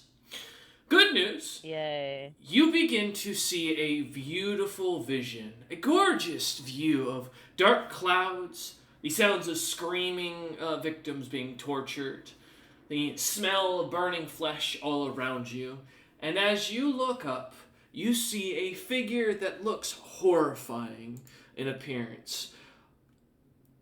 Give me a moment. It's loading. Yeah, go for it. I'm assuming you didn't expect anyone to Nope. do that. Nope, not in the slightest. Hey, I want the information. I feel like it's the key to getting the core. I'm just reading something real quick.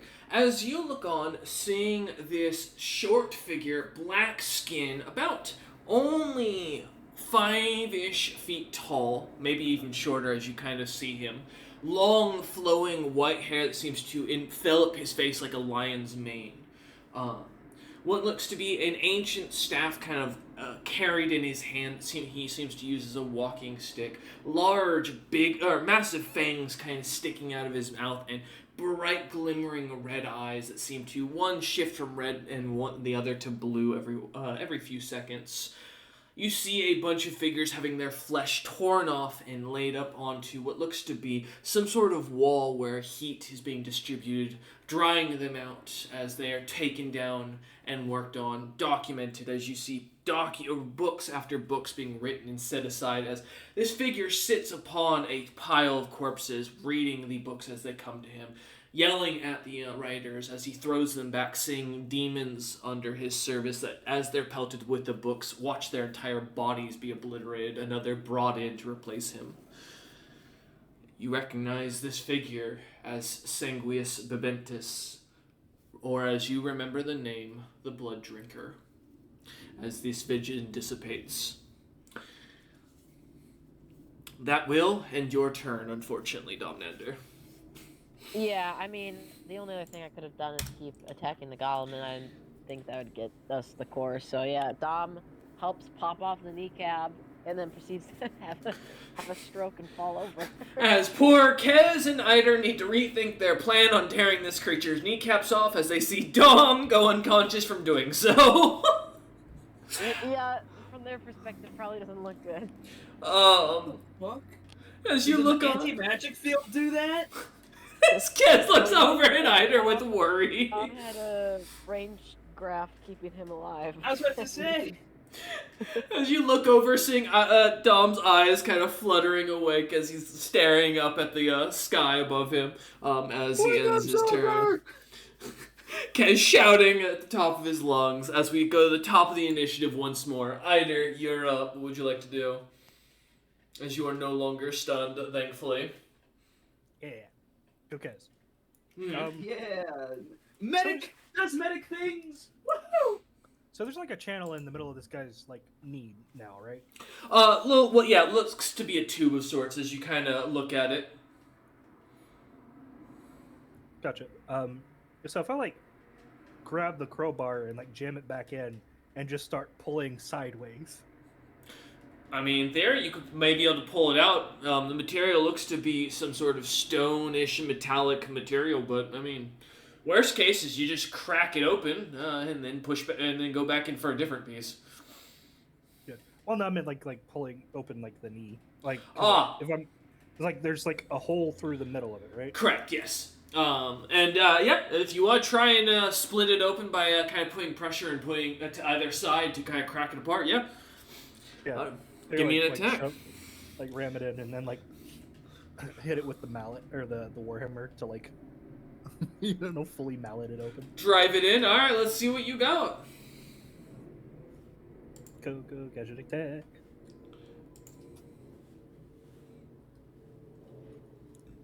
Sorry, excuse me.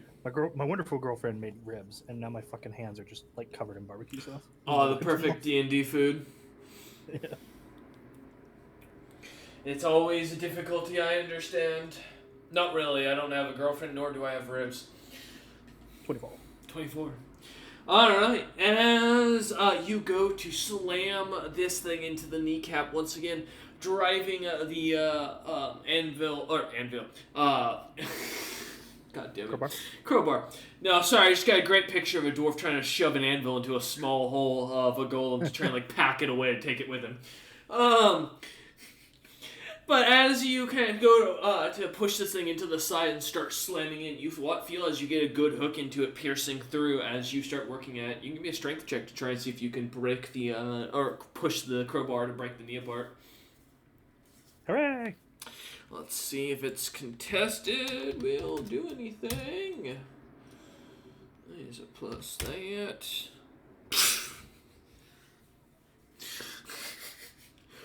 Wow! Alright, the dice gods have really decided to rule in Eider's favor tonight.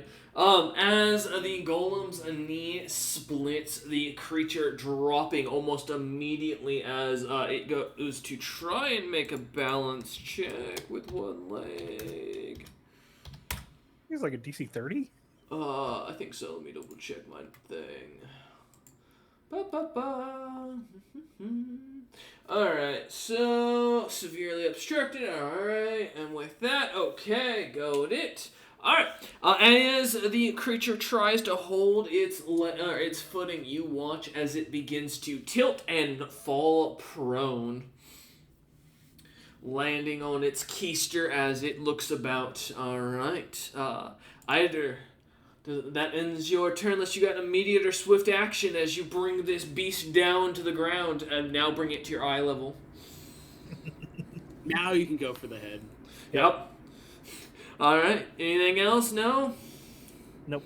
Alright, perfect. Enjoy your ribs for the moment. The golem is up on the ground and prone. Let me double check my prone modifiers as it's been a minute. Alright, so it's just -4 on pretty much everything. Fantastic. Alrighty.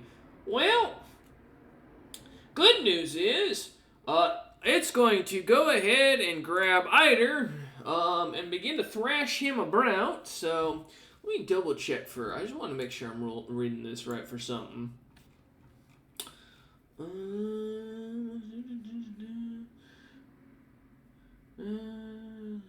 Okay, so it is just an opposed, alright.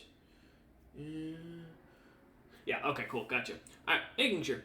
Cool. Alright, Eider, let's see if this works. Oh, sorry, that is not correct. That is supposed to be a +4 to that, so that'd be a 26 to hit your AC.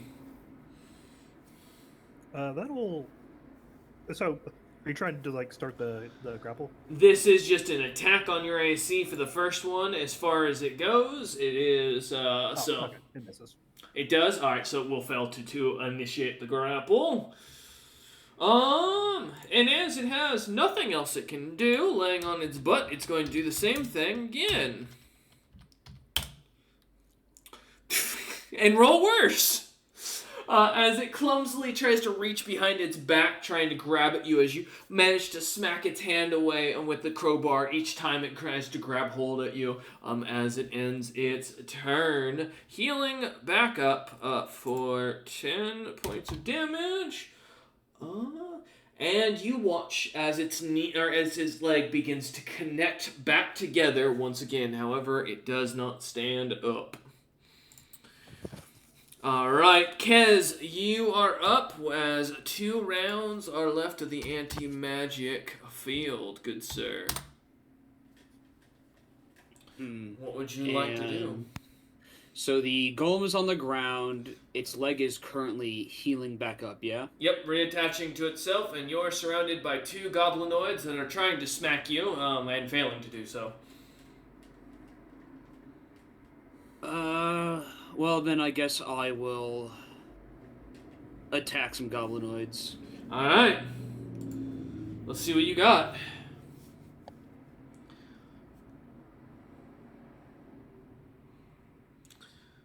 as Kez sees Eider's eyes of greed ready to take the golem down, turning to swing his mighty hammer of justice. 25. Definitely hits. Jesus Christ. Even with their psionically gleaming magical armor, you pierce right through it, shattering it instantly. 13. Points of damage or to hit? Damage. Alright. Slamming into it as you do. Alright. On for the second attack. Yep, here we go.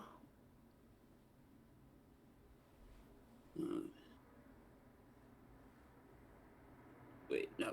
Messed up my calculations. 1 second. No worries. 22. 22. That does also hit. Go ahead and roll damage, good sir. Yippee!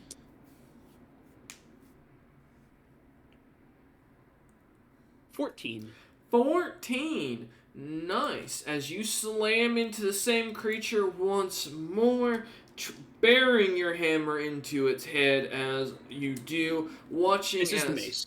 Oh, sorry, mace. Watching as a few of the creature's teeth go flying out of its mouth, and blood begins to drip from its enlarged gums as the creature stares at you. The sounds of its the raspberry becoming very loose as you notice the lower jaw kind of hanging roughly, not closing fully. Also, question: Yeah. Are these guys immune to fear? They are not. Because then there's a effect on the shield because of the white colorium. I'm gonna need a will save. All right, 2 will saves coming right up. That is an 8 and 18. They fail. Okay. All right. So, yeah, because this material gives a natural fear aura for whoever looks upon it. It's the Okay. Alright, so feared. Perfect. You watch as the terror in their eyes begins to light up as they look at your shield, the glimmer of magic coming off of it as something seems to glow or be seen for them. Imageries that are far more horrendous than you hope to imagine, Kez, as you see the creatures look up at you with a nervousness. And, well, I guess I didn't move, so, let's go again. Alright. Alright. First smack is a, 27. 27 hits. See what type of damage you can put out. 17 damage. 17 bludgeoning.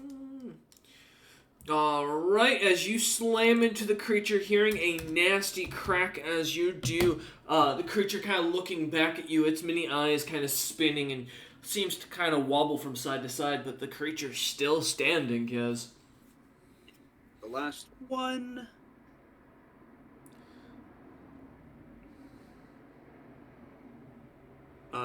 Dirty 20. Dirty 20 hits. Roll your damage, good sir. 17 again.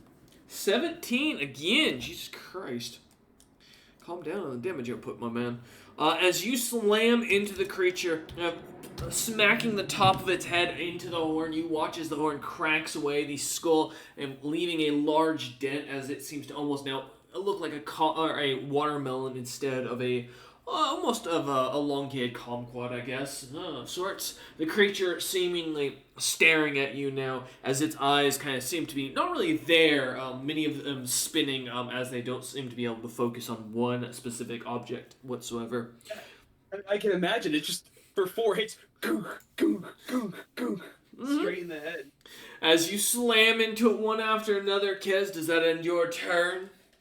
That ends my turn. Alright, as you feel the smile of satisfaction, feeling the skull-crushing weight of your hammer, or of your maul under your weight, slamming into the creature one after another. Alright. The filchers are up. The goblinoids themselves, rather. And both are going to attempt to get the fuck away from Kez. Let's see. Yep, nope, it's full on. So, Kez, you get your opportunity attack on one of them. I'll probably do the one that I've been beating. Okay, let's see what you got.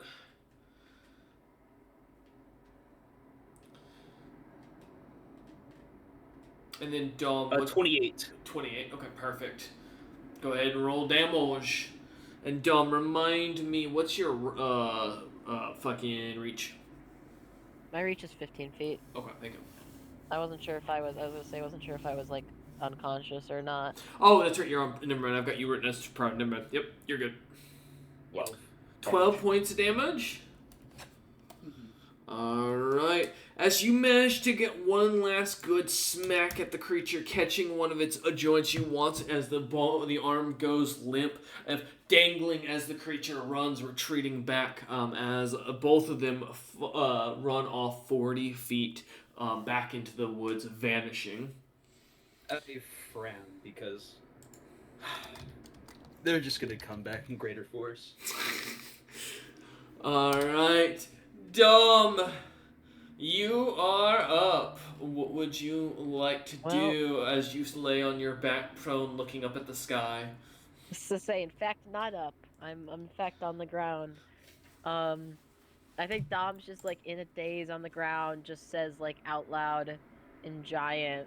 It's just like, blood drinker. Huh! And then like snaps out of it. Oh, wait, hold up. You say that out loud? Yeah. In what language? Like, it because he's. I said in giant. I don't know. I could say it in other languages.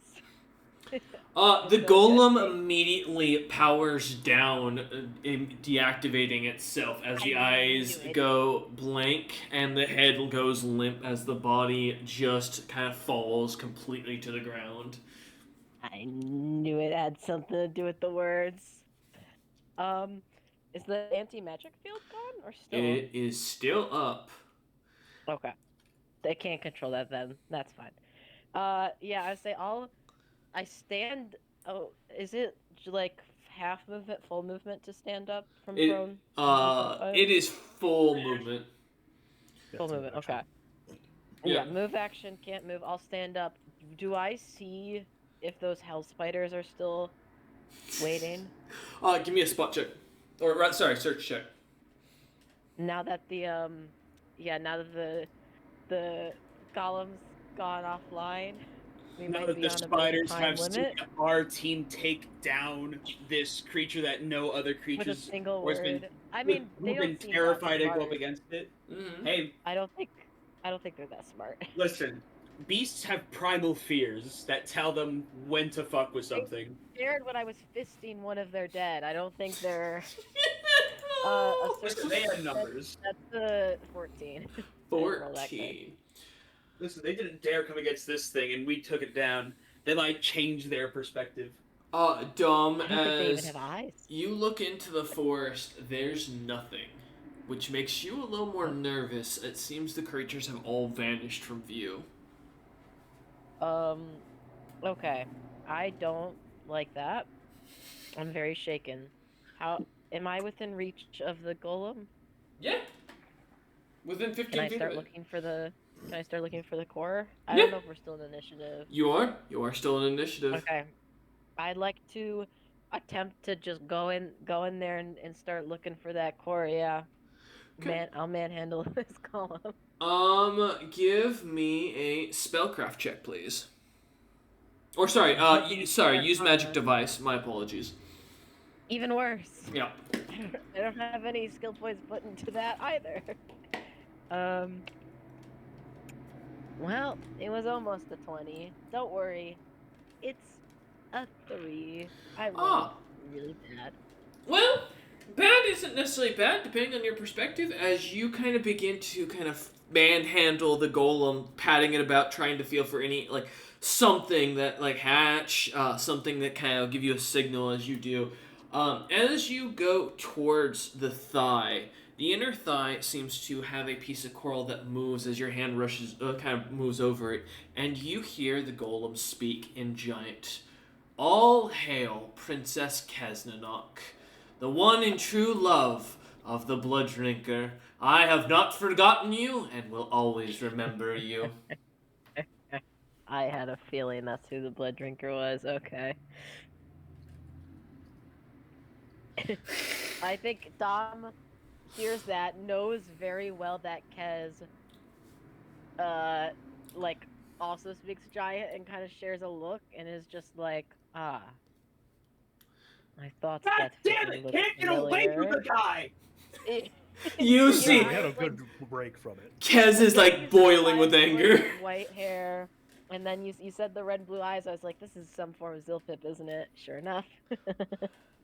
As you look up, Kez boiling with anger as he hears this, a bit of horror in his eyes, as there's a bit of like one concern that this thing seems to be old and ancient and seems to know him and be implied to. But as much as you see it for a moment, you see as Kez is quickly replaced with just pure rage.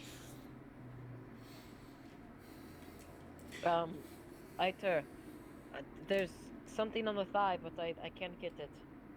I guess, that'll be my turn. I don't think there's much else I could do. As we head up to the top of the initiative. It's on me. Eider, give me a will save. Oh no. It's another me. Uh-huh. 22. 22. Alright. Give me a reflex save. Well, just give one of everything. As Eider, you hear in your mind, congratulations, you found the entrance to my tomb. I wish you luck, and all that you believe. Do not touch the shrine maiden, no matter what you do. And as the voice dissipates, speaking in Dwarvish to you in your head, you begin to feel the sand under your feet begin to rumble, and suddenly the sound of stone moving, and Kez and Domnander, please both also give me reflex saves. The anti-magic thing's still up. It is. Which should tell you this is not magical. Yeah, that's what I was worried about. Oh, don't worry, I got a nat 20 finally. Don't 18? worry, guys. 18. Don't worry, guys. 29, I got this. Domnander, feeling the sand moving and being as paranoid as he is, immediately starts bouncing, shoving himself back like a panicked animal. As I'll, like, fly up with my wings. As Eider looks on in concern and confusion at the sudden movement, Kez catching on just in the nick of time as Kez and Dom manage to get out of the way of the opening doors. Eider finding himself on the doors as they begin to move, pulling back, and as you fall about a foot down, Eider, landing on some very wide stairs, what looks to be a dark tunnel going straight down into the dark depths.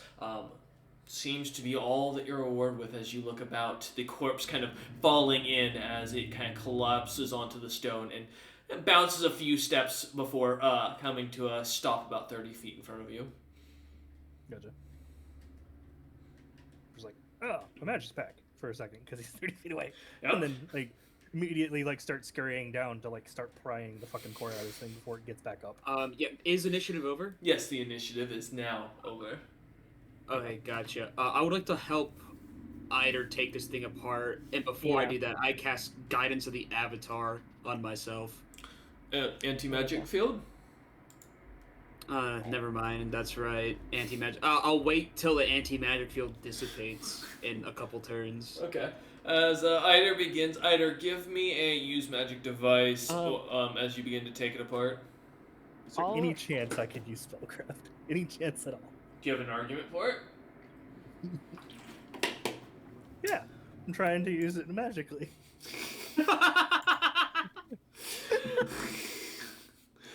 Alright, okay. I'll ask you in the simplest way. Are you taking this thing's magic apart, or are you taking it apart physically? I'm taking it apart physically. Alright, so you can either give me a use magic device, or you can give me a strength check if you're just going for the crude technique. Alright, what if I was taking it apart magically? Then it would be spellcraft, as you're just removing the spells and whatever spells are within this thing. I'll go with that one then. Okay. Because I don't fancy my chances of doing the other way. Okay. Yeah, give me a spellcraft. See if you can crack the spells on this thing. 25. 25. Sadly, you do not. Which I know that was a little low for you. Yes, Dom. Yep. Help try to dismantle the body while he's doing that. As you take a few steps down past Kaz, stepping into the anti-magic field as you do. Are you gonna just physically try and tear it apart? I was gonna try to use magic device again. Okay. See if it has any other features. Sure. Go ahead and give me another roll. Yeah, try to go for a different part of the body. You guys, give me a second to let this go out. I get a plus 20 to skill checks when I have it on me. I got a 12. 12. As you flip over, you begin to hear a loud moaning that sounds suspiciously like Kez's current voice. I didn't do it. And it continues away. for an awkward full 2 minutes. Dom's not gonna ask this, but I say Dom's gonna wonder how Zilpip got this audio. Eye glancing over at Kez, who's at this point steaming, I imagine. Yeah, steaming. What the fuck? The fact that it's in the anti-magic field implies it's not magical. It's just which is even more concerning. And you deactivate it. It's just always there. It was for 2 minutes. It'll end then. Kez points like feeling around its crotch. That's apparently having a bad idea. As Kez points to the switch. I was going for the thigh. On the thigh where the coral moved and clearly started activating. As Dom quickly tries to flip the switch back, it doesn't seem to stop it. It just continues playing like a recorded line. As a moment goes by more and the anti-magic field drops completely around it, as you seem, either as you're kind of standing at the almost sound that was kind of muffled around the area seems to kind of fully come back as you look about. And as the three of you kind of notice, give me a listen check. Oh. Hey, I got a lot. Don't worry, we've got good ears. Yeah, you do. Kind of. Well, not this time. I rolled a 4 plus 8.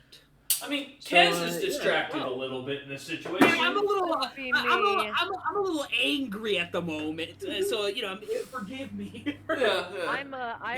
Ider's also. Background noise. Ider's also very taken aback. Go ahead, Dom. I instantly tune out the background noise and I get a nice crisp 22. As you kind of focus suddenly, as the two seem to be just bothered by this in the word, and not in the fun way, but both just kind of either seemingly like shocked and surprised, Kez angry, just steaming coming out of his ears. As you begin to listen, you hear these sounds that are starting to kind of get louder as if they're getting closer. These sounds of clicking almost. As you kind of listen, looking down deeper into or towards down the stairs, you begin to notice some faint glimmer of light coming towards you. I will say, in Giant, because I know Ider speaks that as well, we've got creatures coming up from the stairs, prepare yourself. And I will make sure I'm out. Oh, the anti-magic field's already gone. Correct. I'm gonna pose up with my gauntlets. Just have my fist ready. Okay. Did you get your hands kind of ready as is Ider? I'm assuming it's more demon spiders or some other fucked up creature. Ider and Kez, as you watch looking down towards it, Kez, give me a spot check. Ider, give me an intelligence check.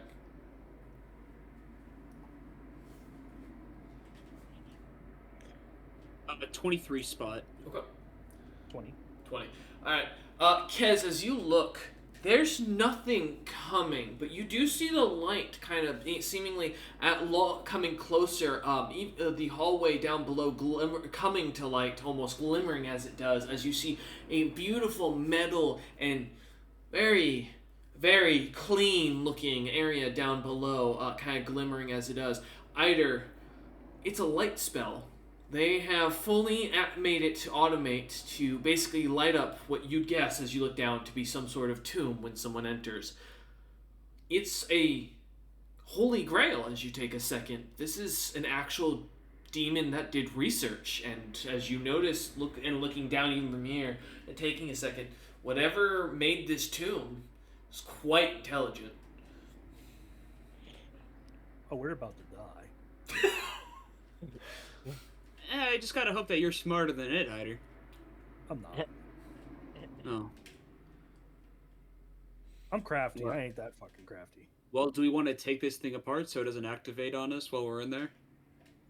Well, more importantly, I think the core might be extremely useful. If we can Well, I believe the core is what we have to turn in for the quest, is it not? Yeah. Yeah. And then we're getting the body parts for the armor. But in the meantime, we'll have the core while we're in this place. Yeah. To physically take it apart, it's use magic device. If you, Strength. yes, in this situation, yes, or strength if you just want to try and tear it apart. Well, I'm gonna cast Guidance of the Avatar on me, and then use magic device. Okay, let's see. Kind of keeping your eyes warily looking down the hallway as more lights kind of come to light and come on the long hallway, glimmering as you see a beautiful looking couch made of what looks to be blackened leather. A couple of what looks to be faces kind of designed into the leather itself to kind of stare at the person sitting on them. Strangely, it is. Good. So that will be a 43 use magic device. Holy shit. Alright, well, Kez, you're not going to like this much, but I'm happy you're the one who rolled it. As Kez kind of looks at the creature, or the creature on the ground, Eider and Dom kind of warily watching down the hallway, or down deep into the tomb to make sure nothing's coming this way, as such advanced magic usage seems to warrant a little fear between the party. Kez, as you kind of lean down, beginning to feel around the back of the creature, your hand kind of seems to rub across where the words are as you feel the runes as they are catching a small prick of your thumb as it starts to bleed. You feel as a shift on the back of the creature begins to almost immediately happen, the weight kind of moving about as something begins to open up, and you hear the sound of two bits of stone kind of pulling open as the chest or cavity from the back opens up, and you see inside two things.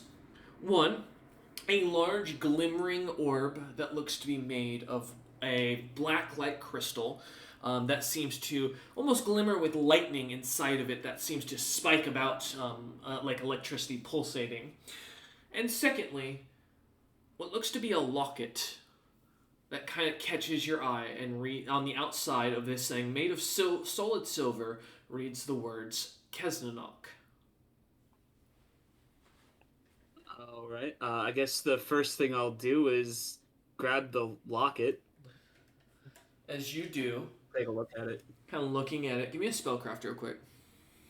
Ooh, I'm not good at that. Well, hey, wait, I got my plus 20 at this point. Let me actually double check if it's just one, or if it's for a period of time, because that's going to be important.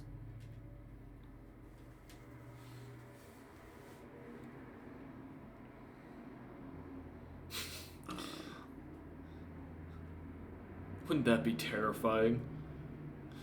This would be the great time for Zilius Zonka to pop into VC suddenly. I feel like it definitely feels like a tracker or something. I think it's cursed and has fucking like charm on it.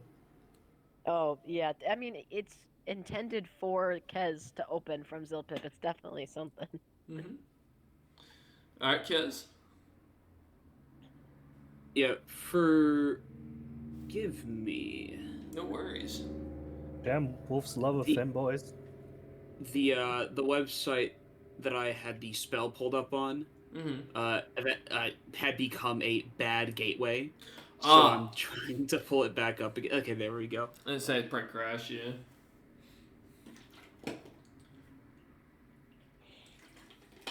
Okay. Yeah, it's just it's once. It's only once. Okay, so I don't get it this time. So you said spellcraft? Yep.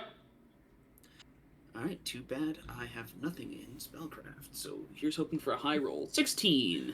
Okay. As you pull out the item, you notice a bit of magic suddenly go off as the almost to a cantrip's level of energy of aura, as suddenly in front of you appears what looks to be a beautiful blue glimmering light version of Zilpip himself as you've seen him, but older, a small goatee that seems to be very well kept, a few jewels in his ear, his hair long on back, almost down to his the bottom of his spine. His outfit, a blackened suit that glimmers with bits of gold and bits of death ore that seem to kind of dot it. He kind of seems to give a smile as you see his two sharply pointed teeth, one eye glowing of red, one eye glowing of blue. And he looks at you and goes, as he stands about 4 feet tall, looking at your knee as he stares forward and goes, "Ah, Princess Kesnanok. Or was it Prince Kesnanok? It's been years, or days, or hours, depending on when you're seeing this. Time is a finicky thing. I wanted to let you know, I've always been thinking about you. Even in this age, as I collect materials from the creatures, learning about what they are, I try to make myself a familiar face, one that I can enjoy. They just truly cannot compare to you as you start to see this strange Frankenstein-like monster begin to pull into the the glimmering blue light that stands now about your height, Kez. Looks similar to you, but more well-cut in the jaw, more muscular in the chest, and looking to be almost, as you look over at Domnander, similar to how Dom has a bunch of sewn-together pieces. So you kind of take a second, and you see, but they kind of give a strikingly look to you, somewhat. As they appear, looking as if they're dressed in a beautiful, glamorous dress, standing there staring at you with empty eyes. He continues as the figure Sanguius Biventus looks on and goes, "I wanted to let you know, young Prince Kesnanok, that I haven't forgotten you. I wanted to make sure your beauty was captured for every age to remember. And now you have found what I truly hope will be my greatest achievement. The Hall of Princesses of Kesnanok's past. Every Princess Kesnanok from every dimension and world of existence, every timeline that one can comprehend, I've collected them all, one after another. And now you have found the next piece of the puzzle. Thank you, Kesnok, whatever timeline you come from, for I'll be seeing you quite soon." As the light dissipates, and the locket closes, the inside seemingly, as you try to pop it back open, unable to be opened at all, a latch seemingly closing, and as you try to pry at it a moment, nothing seems to happen. So this is a Zilpip tomb of me throughout the centuries in timelines. You're the temple maiden.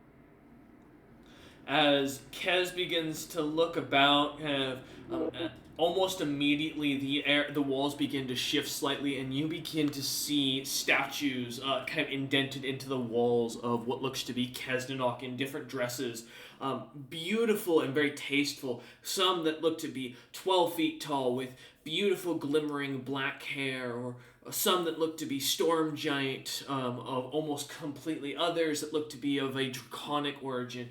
They go on and on, Kaz, as it is creepy and eerie looking. So, Question: and Ida was the only one to get someone talking their head saying not to touch the maiden. Correct.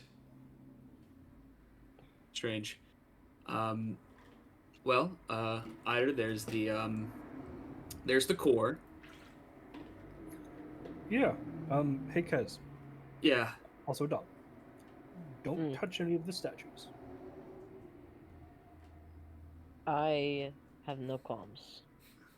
Also, As Domnander looks up at one and sees like a Kez with their belt on and like giant and like dark as onyx. I did see a vision of this strange version of Zilpip, and seems more powerful than the Zilpip even we knew. So I would, if he's on his way here, I would just not upset him. He had demon servants and was on a throne of corpses, and generally gives me the vibe of a person we should not upset. Well, he's coming to collect Kez, so upsetting him is not really the concern, I would say. As much as just like one of our friends just getting their freedom yanked away from them. The thing is, I don't know if this is still Zilpip as if he could be reasoned with, because obviously I at least did not have hostile relationship with him. He was my mentor briefly for a time, but if this is Zilpip but not Zilpip, then I don't know. I mean, obviously we can't let them just take Kez, but I also am going to be honest, seems a lot stronger than us. As you begin to hear a low cackling coming from the shadows that seem to kind of dot the sides of the hall. Do you think Lord Zevral could, I don't know, hide us? Well, no. I think this is just a matter of something of an inevitability. This thing's been going through time and space. It's probably going to be a while before he really gets back to doing this. It's not exactly on a time limit, considering Kez is a giant. And yeah, who knows what soon even means in relative of someone who goes through whatever the multiverse. As you hear a voice cackle in giant. Well, for you, moments. For me, centuries. Oh, so many centuries. Whip around trying to figure out what the fuck is talking. Yeah. As you all begin to look about, give me a spot check or a search check or a spot check, each of you. First up, let's get this thing natural one. Let's get this golem thing in your forge so we. Kez is just like not even looking. His eyes are down on the golem, just dragging it up the stairs. Instead of wasting time talking about this, let's get at least the important part squared away so we're not chased out of here. Ida and Dom, you don't see anything, which is frightening because everything's lit up. Yeah.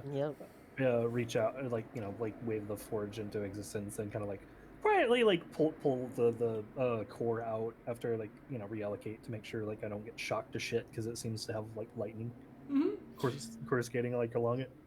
As you okay, you're gonna pull the core out in your forge, or just make sure I'm understanding correctly. Okay, because I'm pretty sure that would collapse it. That fair enough analysis. Okay, just making sure. Yeah. It's pulling the core out outside of the forge itself. Got you. So it doesn't black hole itself out of fucking existence, and this thing gets reactivated. Okay. Alright. Making sure I understand because I'm a little confused here. So you're not putting the thing in the forge, or you are putting it in the forge? Putting the body in the forge. I'm taking the core out. Okay, got you. Before I put the body in the forge. Alright, give me a use magical device for taking the core out here. Or I'll take a strength check just to pry it out. Here's the crowbar. Sure, alright. I'll take that into account, yeah.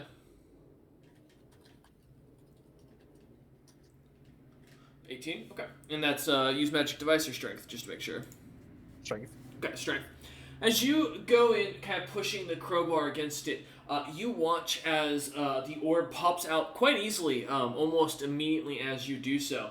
Now, I do have a very important question. Are you physically going to touch the orb yourself?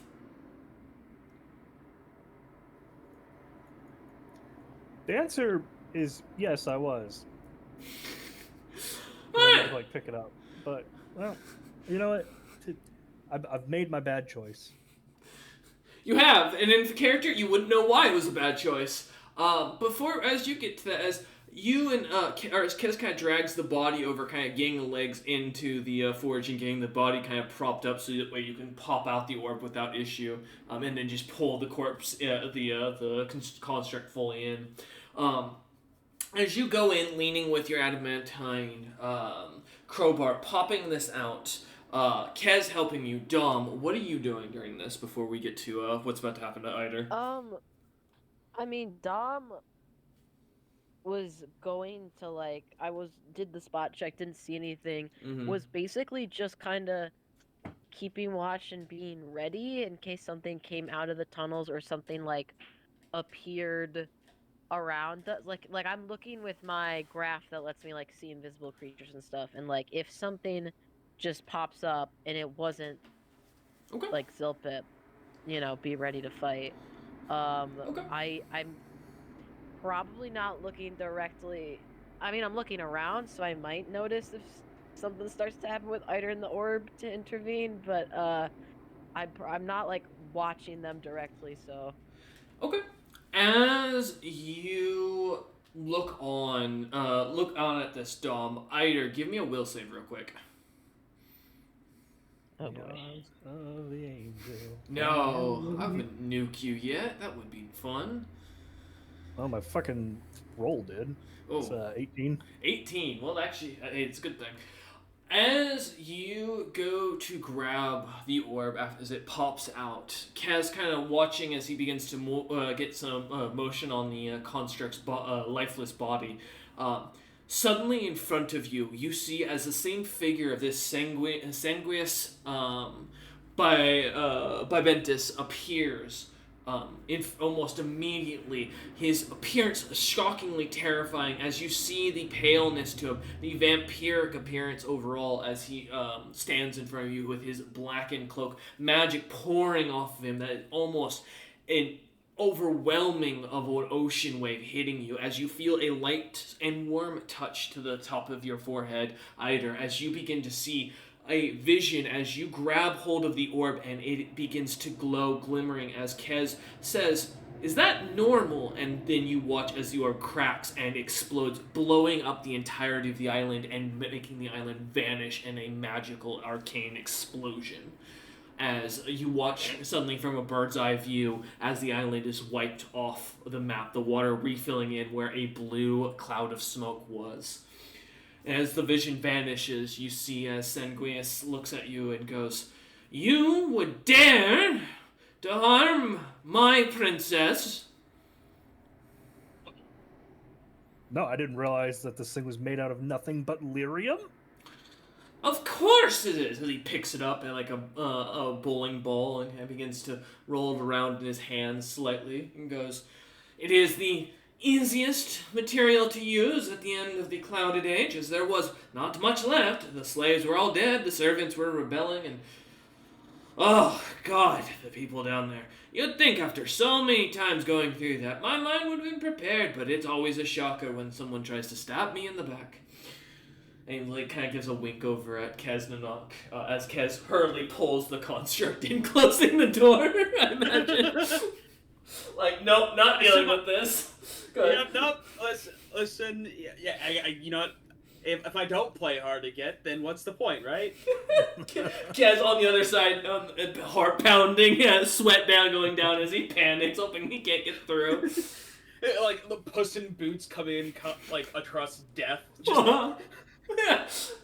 Sanguis looks over at you again, Eider, and looks up at Domnander and goes, well, looks like you're alive, and that's all that matters. Go ahead and skedoodle out of here. Your time is not now, and I've got busier things to do, and you're interrupting me.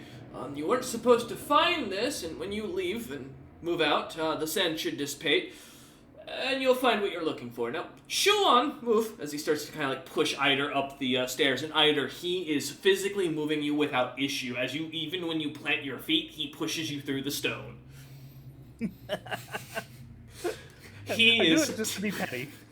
And you just kind of turn, staring at him, digging your heels, and you hear and feel as the stone around your feet begins to crack and tear. As he doesn't even break a sweat pushing you, looking up at Domnender as he gives a nod and takes one hand off you, snaps and points up like looking at, as if he is just speaking to a child. As he looks at Domnander in the eye doing this, kind of waiting to see if Domnander responds. Well, I would say Dom wasn't in the tomb, and if he's shooing us away, Dom's gonna just step back. Dom, can you grab the orb or the core before we get shoot off? Yeah. Well, to clarify, the core is not the thing that's gonna fucking explode, right? The orb is. It's if I touch it. It's pure lyrium. Sanguis looks over at Domnander and goes, "Oh my! You will not be taking that core here." As he kind of shoves Eider the last few feet through the stone, without Eider at all moving from the ground. He is just fully velocity right up, as if going through snow. And he pulls out as he snaps his finger at that, an orangish orb and hands it to you, Domnander. Oh, can I know Dom's not that magically advanced, but can I attempt to as I'm taking this from his hand, inspect what it is, if I think it's close enough that Lord Z would give the A-OK essentially? Lord Z is seeing all this happen, if I'm correct. Give me a spellcraft, assumedly yes, because from what Eider understands, he can see through Eider's eye. Yeah, but if Dom doesn't think it'll work, then there's no point going back to Lord Z. You said Arcana, right? Spellcraft. Spellcraft, okay. Mm-hmm. Well, I did get a high roll, thankfully, because my spellcraft's not the highest. 19. 19. As you look at this over, based on the book that Eider had shown you, I mean, and the exact replication of size, shape, and everything else, besides the coloration, you don't know enough about magic to know if there's much of a variation here. You can definitely tell the aura's lessened by this, the orb you've just been handed, but it's bigger than the one that Eider had pointed out in the construct that has been discovered. So as you take a moment, assumedly, yeah, Zebril shouldn't be able to tell the difference. This should be able to power our construct. Okay. It's not necessarily... Astral. I'm not necessarily thinking, can we trick Zebril, because he knows if Zebril knew what the core was, he'll probably know it's different. Is this an adequate enough replacement that we won't fail the quest? So if Dom sees it and kind of judges it to be okay... I mean, Dom saw that vision and is well aware the Sanguis guy's much stronger than us, so I think he kind of side-eyes Eider as he takes the orb and kind of just gives a respectful nod, and is like, thank you for this. I don't know if you're the person we met before, or if you're someone else, or if you're the same but different, but... Nope. I'm... what did he call me? The Mad One? What a title. I've been called similar myself lately. And Tom kind of scowls a bit. Kez really doesn't want anything to do with this one. Yeah, this one's a little psychopathic. As he kind of hands it to you, you kind of see as Eider's eyes are kind of looking at it, as Sanguis kind of starts walking down and walks over to where the physical forge is still kind of standing there. Okay. You hear as something with the wind begins to move down below, and as he walks up, you can feel as suddenly the wind whooshes past as he sets down something large, setting down the forge, and as he looks at you without, again, breaking a sweat. As he kind of gives a light smile and goes, Now, I'm going to move my home to the next Kesnanok I'm supposed to be gathering, the blue-haired one. He is very unique and very hard to find, as in most timelines he falls and ends up dying on his first outing. So I have to get there quite quickly, even though it's a timeline shift. It's very complicated as he starts to turn, and you begin to hear the stone doors to the tomb begin to shut behind him. And then with the 29 Arcana, Eider, as you look it up or look it over, it's not trapped in any way. There is no trap spells that you can tell. No spells to track it. Any spells to look in on it. Nothing seems to be set to it. From all accounts, from what you can tell, it looks to be a normal core, much lesser. You're almost 100% sure it could still power that Coral Guardian, just not as capably as it was. Yeah. Well, admittedly, like, I don't know that I really want the other core to be around me at all. Mm-hmm. The risk. You look down, seeing him kind of like tossing it up in the air a few times, almost dropping it, as you kind of wince at that for a second as the doors close.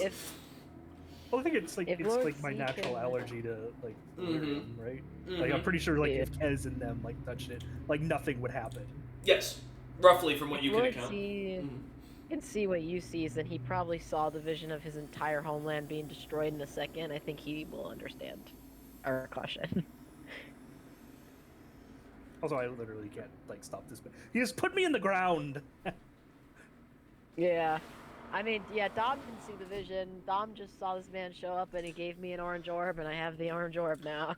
As you're standing in there, door shut, breathing, nothing's kind of happening as you kind of feel everything. Suddenly, Sanguis appears in front of you, smiling as he appears out of like what looks to be smoke pouring out of the forge. The smoke furling into his shape and looks over at you and gives you a wide smile showing his fangs and goes, "Don't worry, you're common amongst your timelines. I've got, hundreds of you locked away in one of my mini pocket planes across the multiverses. Don't worry, you're not worth my time. However, I did wish to give you a bit of caution, if I may, because I don't like seeing the beautiful Princess Kesnanok killed so easily, as is to be expected. Your friend, Bardris, was it?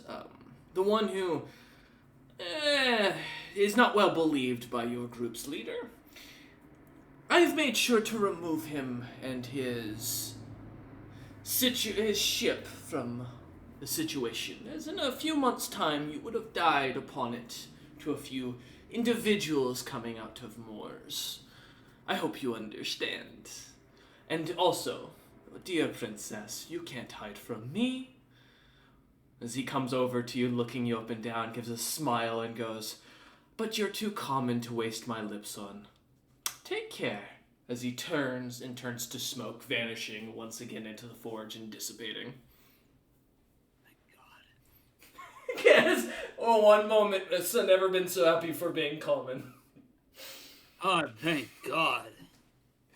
The sigh of relief is breathed as death is gone, and now he's regained his composure as Kez, you hear the door kind of crack open as Domnander and Eider kind of open it up as mid-conversation. I'm holding just a giant, like a large orange orb, and I just look inside like, he's not dead or kidnapped. Almost lost my cool there. Can somebody help me? Oh, yeah, I got you. Yeah, I need the strong person. Kez comes over, picking you up out of the stone.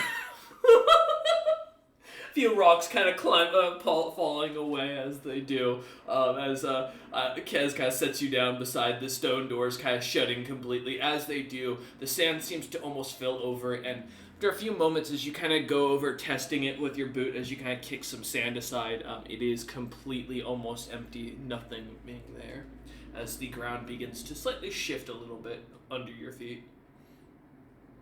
You think trying to dispel? You're gonna try to dispel? No, the dragon cave spell to like track the thing. Dragon cave spell. Give me a second.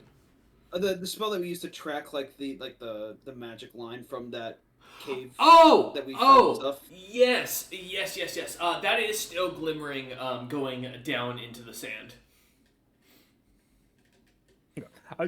I was like 90% sure it was like the Deathsmith situation where it was just overlaid on top of the thing that we were already invested in and didn't probably have anything to do with it. Yeah, fair enough. Gotcha. Now, as you kind of watch, the light does still glimmer as you kind of test the spell once more, seeing as you kind of let some of the dried blood go in a pinch, as it still seems to glimmer down beneath your feet. We want to try digging down. Yep. Whatever that thing is old enough to be of interest. You begin to dig. Who's digging, out of curiosity? And how are you doing so? Because I want to know, you guys don't have exactly shovels, I assume, in your inventory. Of course I do, I'm a dwarf. Oh, okay, Eider packed a shovel. Kez and Dom? I don't have, I'm looking right now, but I don't think mine came with a shovel. And I assume Kez? Man with clergy, doesn't seem like a man who'd be digging holes. Checking something really quick. If anything, it might take me a second to like switch out my spells, however long it's going to take. So just ignore me for now. Alright. I could dig with my huge size hand. God damn it. As Eider pulls out his shovel from his backpack. Eider, go ahead and give me a... Shoot, we'll just call it a D20 check for right now. Knowledge engineering, if that helps. Sure, why not? Let's see if you can make a proper hole.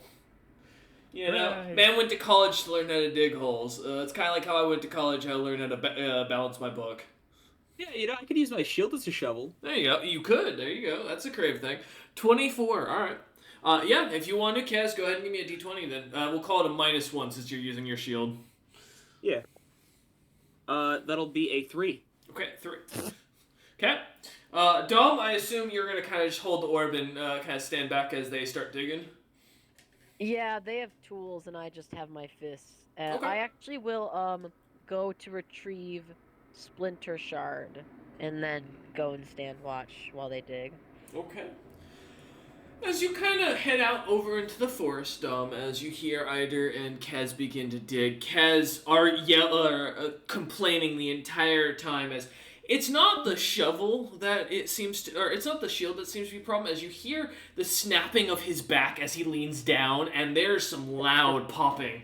As Kez feels it, and almost as soon as he begins to shovel, as he thinks it's going to be the worst of the pain is over, pulling up as he pulls the first bit of sand, feeling some heavy rock in it, and what looks to be a small squid-shaped skull.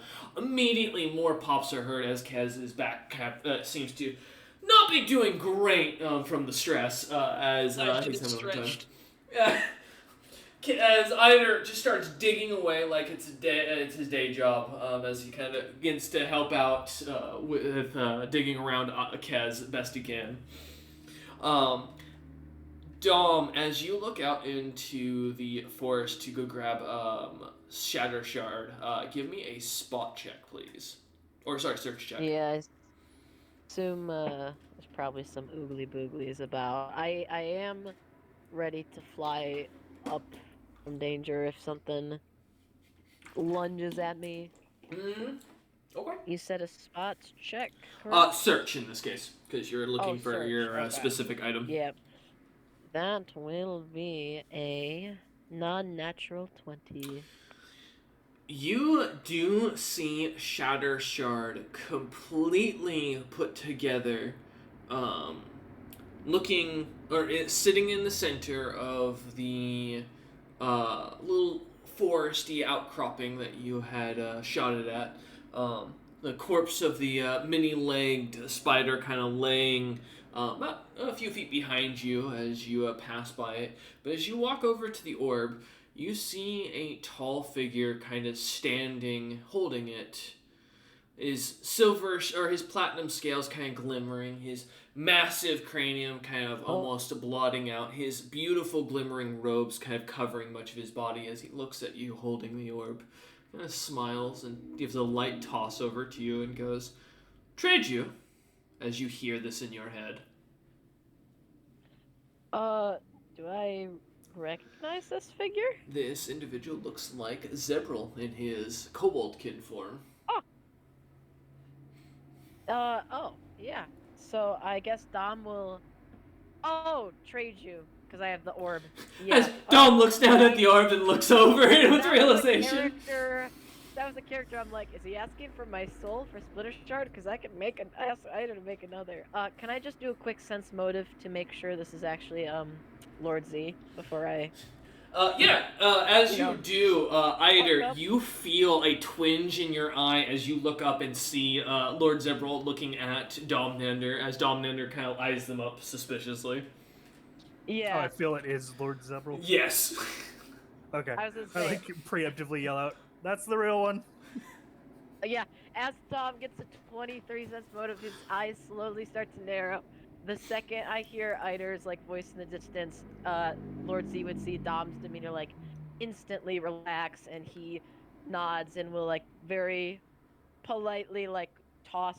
Well, did he say? Yeah. No, I won't toss the orb. I'll go hand it over.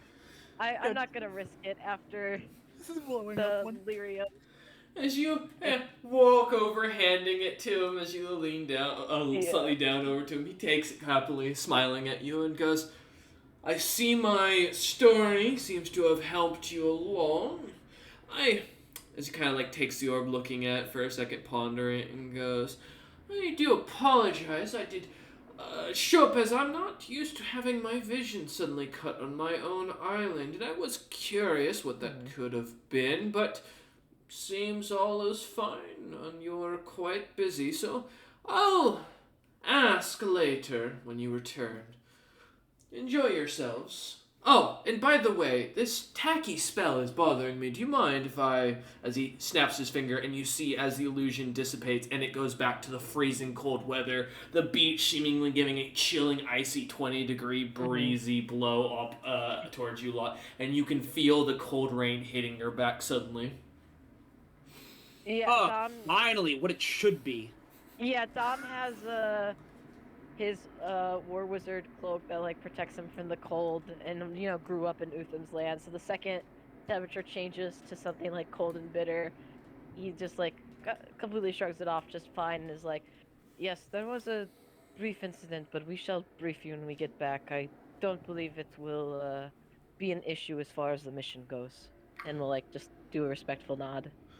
I have no doubts, as it seems you lot are already planning on how to get down beneath the caves. I see that's going to lead to where he stands, so good luck. As he gives a light smile and turns, vanishing into what looks to be a purple cloud of smoke. Yeah, I'll take Splinter Shard and like inspect it for like any damage while I'm walking back and go, that's going to lead us right there, so I hope when you guys finally dig into it, we're ready ready for the next part of the quest. Oh, wait, really? Like, Eider like loudly yell out, "Fuck!" Yeah, maybe pause on the digging. Yeah. Oh, okay. Finally got to dig a hole, goddammit. Kez, having gotten a few scoops and kind of sitting down as he takes his water out and takes a drink. I'm sorry, Kez, go ahead. Yeah, no, I'm cool with that. Yeah, no, a lot of hard work. Have a good take 5. Eiter, the weird spider creature thing I punched to death seems to have some anti-magic properties in its blood. If you think that is of use to your crafting endeavors, I can attempt to harvest its parts, but you might want to... I think there might have been damage to some of the items you made, and I'll like show him Splinter Shard and the gauntlet, just in case there's like any lasting damage Dom can't notice, because Dom knows like I'm not a crafter. Yeah. I'm not gonna be able to like notice any like minute damages, only major, and I'll point out the like pummeled hole in the center spider creature I like literally punched a hole through. Eider, go ahead and give me a craft. weapon? Yeah, sure, weaponsmith. What is what I did to make it, so it makes sense to me. Well, take me a minute, alright? Can I grab my the psi crystal for the quick little bonus? Sure. Sweet. That is a 50. 50. Damn. Well, good news. Yeah, nothing's wrong with Splinter Shard. And so as you look it over, with the mention of the blood from the creature, having heard belief that there could, or some people would use Spellgaunt's blood to similar effect to make materials or liquids to basically poison magical items. Yeah, you're pretty sure you could use it, definitely. Hell yeah. But okay, so Splinter Shard is fine, but like, are the gauntlets similarly fine? Oh yeah, sorry. The gauntlets are also 100% fine as you watch. As the liquid kind of finally washes away, it looks like the gauntlet is still intact overall. Okay. There's like nod slowly, like stroking the bear. There's like, seems like it's got a temporary suppressive effect, not too dissimilar from the core function, like the golem. Mm-hmm. By all means, be careful about putting it in your gauntlets or the preserving bag. You obviously don't want to get blood on it. Taking off the gauntlets and pulling out glass vials and being like, "Oh no, I plan to just keep this on a pouch in my person, well away from the other magic items." And I'll use my poisoner's kit to like get the blood, as much vials of the blood as I can, and I guess any other parts that look useful, but mostly just trying to. Alright, give me a survival check. Get that blood. Heck yeah. As you begin working away at it. Boosting this for just this cause. Eider and Kez. Oh wait, go ahead. No, I'm sorry. No, go ahead. Oh, I say while Tom begins cutting up this creature real quick, are you guys going to also be continuing the dig or no? Just to make sure. No, absolutely not. Okay. Yeah, we've arrived at well, this part of the quest is over. It's time to do like my crafty bits, because now I've got the fucking coral golem, and I'm not going to just not do anything with that. That would be dumb. Fair enough. Okay. As you can, if either of you would like to assist then with Dom's survival check, you are welcome to. I'd love to. I thought I got a 19 on the die, but it was a 16. Oh, that's unfortunate. That's why I made the noise, and then realized I was wrong. I feel that. Still a 24 total, but you know. Okay. Alright. And, Kez, I assume no, you're not going to, in this case? I mean, you what's don't the have survival to. check on? It's just, cutting up the corpse. Processing the corpse of the spider creature. I mean, I could. You could. Would you like to? Yeah, sure, why not? I'd like to help out. That'll be, I've rolled anyway, so might as well use it. That's a 21. 21. Alright. I will let you know, Dom Nander, as looking through it, this is what the creature's actual name is. Yep.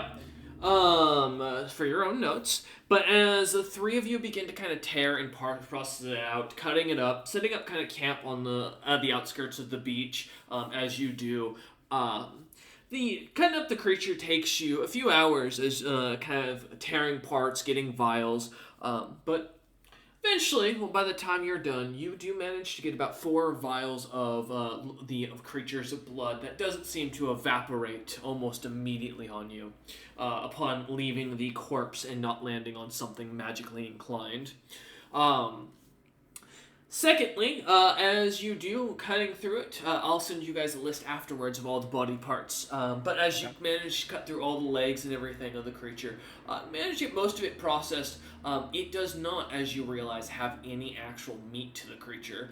As you cut open its carapace and see there's nothing inside worth eating. The legs, as you notice, are the places where most of the muscle seems to be and the edible pieces are. But as you lot begin to process this and kind of work away at it, is there anything else you'd like to do before you start kind of heading your way back to the city? Good. Okay, Kez is good. Gotcha. Should we make like a little map to mark where we need to dig, or do you guys think we'll be able to find our way back here? We'll still have the components, but we've also been like updating the map like the whole way. Admittedly, we did skip like 3 months of travel. Yeah. Mm-hmm. So let's just be very detailed on our map making on our way back. Yep. Yeah. Okay. All right. Yeah. Also, just is the illusion just that the weather is shitty, or like the illusion that like time had passed? That time had passed. Okay. Yep. So like we had actually just been displaced, like physically. Correct. Okay. Oh, okay. Mm-hmm. Yeah. All right. Give me whoever's gonna be keeping up the map. Give me a calligraphy if you have it. If not, then we'll call it a charisma check. Yo, Dom, it's time. Calligraphy. It's time. It's time. Let's see what you Holy can do, shit. Dom. My little baby calligraphy skill. It comes Sure. useful. I'll take that either. Yeah. No, sounds good. Hooray! Oh yeah, please do. My calligraphy skill's not actually that insane. I just have it. Oh no. Let's see what you got. Oh my god. There it You is. gotta be shitting me. It was almost a 19. Oh. I got a 4.